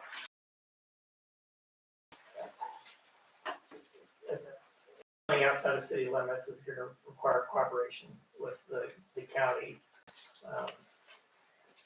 But Chris Brassi is a member of the Planning and Zoning Commission and also has a property on the edge of town, so I think he's taken a personal interest in this. And his suggestion was that I remember when this first came up, when the state legislature first authorized cities to zone outside of their city limits, and I think back in 1995, and the city considered zoning out 2 miles, and there was outcry from farmers joining the city, concerned that it's going to restrict what they were going to be able to do with property. And the ordinance that was passed by the city at that point was that we would only extend the zoning and subdivision regulations out 1 mile to try and alleviate those fears. I I think they're really misplaced because as long as somebody is using land, for farming purposes, for agricultural purposes, they are exempt under Iowa code from zoning, as long as they're outside city limits. Once they're inside city limits, then they're subject to the city's zoning rules and regulations. So do we need to do anything with that? Yeah, if that's something you want to pursue, then you need to direct your city attorney to set up a meeting with the county to start working on a 2080 agreement, I think. This is getting a little outside of my area. Right, no, that's fine. That's a big subject. That 2 miles, it's a big subject. So you need to go take it home with you. Okay. Think about it. Because last time we talked about that subject, the old town hall is 4,000 or 5,000 people. That's what I was remembering. Yeah, I'm glad you remember, so I was here. So take home that subject with you and think about it. It's not an easy thing to. Good. Thank you. All right, number 16, rezoning parcels. Okay, I'm gonna, like the council knows is 16A, public hearing, we open the public hearing. Yep, the public hearing is open. Can we make sure we're discussing which ordinance for which property? Yes. This is for lot 22 of Walker. Yes.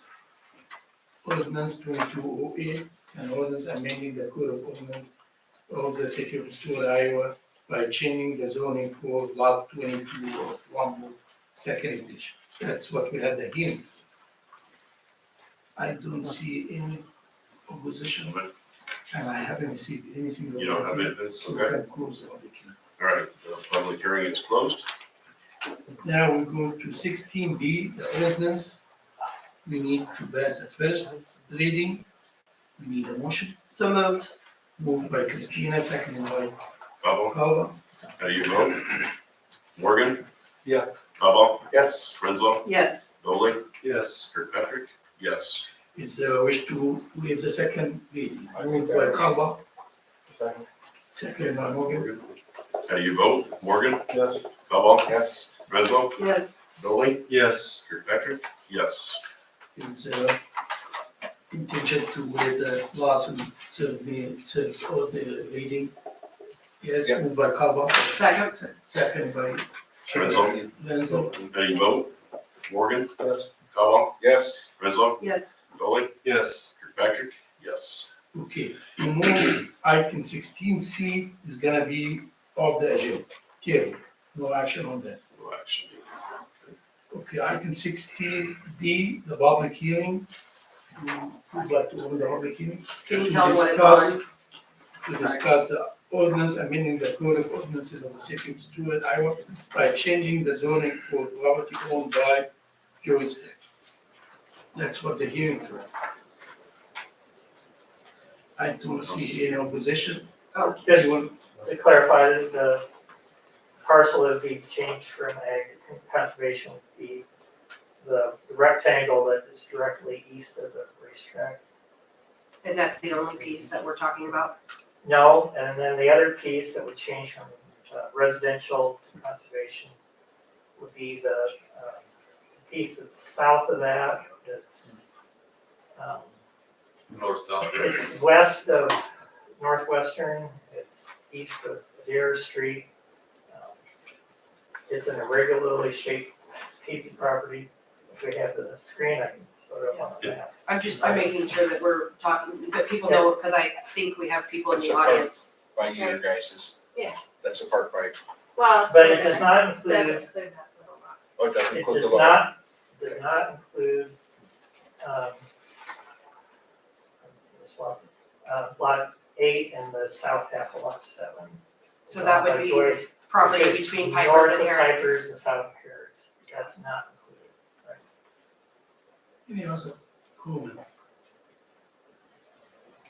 I haven't received anything in writing, so go ahead and close the public hearing.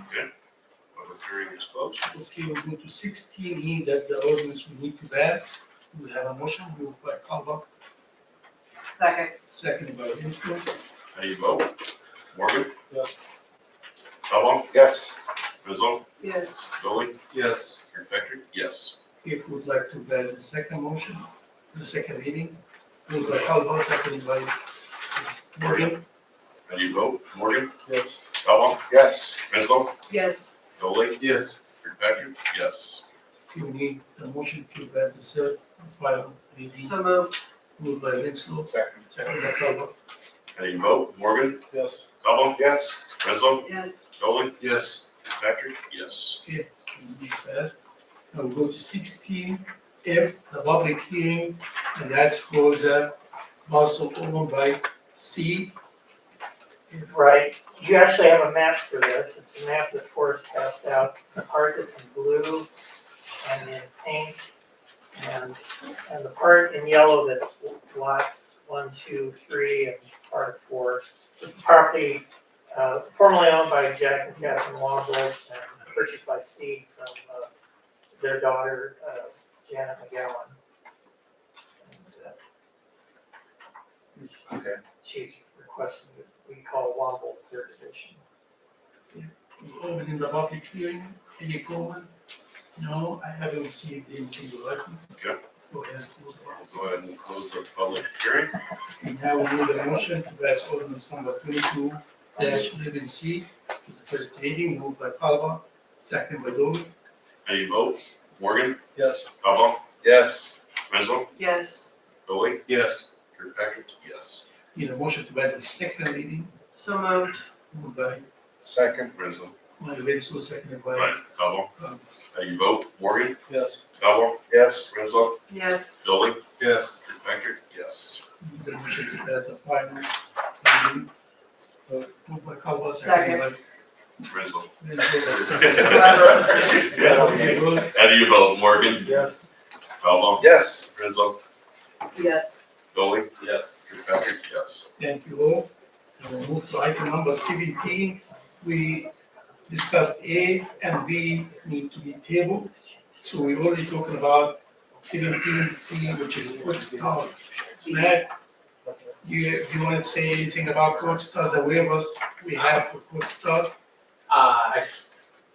You submitted it, the The waiver. letter from Quick Start in your packet, and the review letter from Forrest is in there.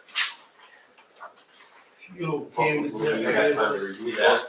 Anything unusual about this request that people that are not knowledgeable about it, like we? Is that gonna be a problem on having sidewalks, right? So there's two waivers requested. One is sidewalks. Right now, we started on the south side, it's ditches all the way around. Sidewalks wouldn't go anywhere. And so with this waiver, if you approve it, would then direct the city attorney to put the waiver together. And I gave an example to city staff of a waiver we did in another community. So maybe just take that, Ash, and don't even bother with the attorney, that'd be fine. But this would be giving that waiver, so when and if the city said, okay, we need to put this sidewalk in because there's curb and gutter, there's adjacent sidewalks, then Quick Start is compelled to put the sidewalk in at their cost within, I think, 90 days kind of thing. So all we're saying is right now we're waiving it, but if at some time we want it, they'll put it in. Yes. Okay, that's kind of what I was getting at. Is there anything that's? And like you said, The pedestrian bridge, is there room in the site plan to accommodate? That's what we need to have, is they need to show where this would go. And then Ash had a question.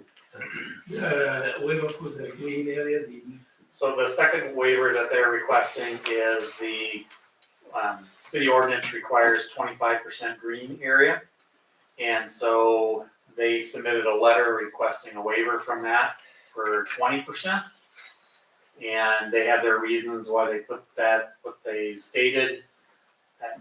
That's up to the council, whether you want to waive that or not. I think they had some things in there about size of the site and the parking requirements and. It's 5% that big of a deal? Give us a pedestrian bridge so we can. connect it with We could do that, green yes. space, then we'll waive it. Yes. They do meet the requirement for the trees and the bushes based on 25%. So I mentioned that as well. So they are providing the trees and the bushes on 25%, even though they're only 20%. So it's really not that big of a deal. Now, they're fix it, they wanted to purchase more land, but. Can't. Can't if they're not gonna sell. Yeah. So I don't have any issues. just a motion to Yeah, approve really these motion. waivers. I'll move that. Move that, Wilson. I'll second. Ready to vote? Morgan? Yes. Kavah? Yes. Renzo? Yes. Rolling? Yes. Patrick? Yes. Well, practically done. Yeah, well, I have one thing for public forum. I would ask, and I don't know what everybody else's thoughts about this is, but we have volunteer waivers that we require for people to fill out if they're gonna be doing stuff for the city. I think, did you have to register as a volunteer? Barb? Okay, or maybe we just need to come up with a policy. We've had a lot more people helping out with the city stuff, like, for example, this tree over here. We had somebody bring in their own truck and help with the lights. Maybe we need to just look at liability and maybe having that, saying, yeah, it's great that you wanna help, just can you sign a waiver saying that if your equipment breaks or if you get hurt, we're not liable for it. And, I mean, there's other things that have happened, that's just something maybe we need to start looking at, because I would hate for somebody to get hurt, in their own truck, and then we get stuck with a lawsuit, so just maybe coming up with a policy or something along those lines to protect us from stuff like that. okay, we'll get that insurance. Okay. Anything else? Anybody else? Meeting is adjourned. Thank you. You gotta get that thing. No.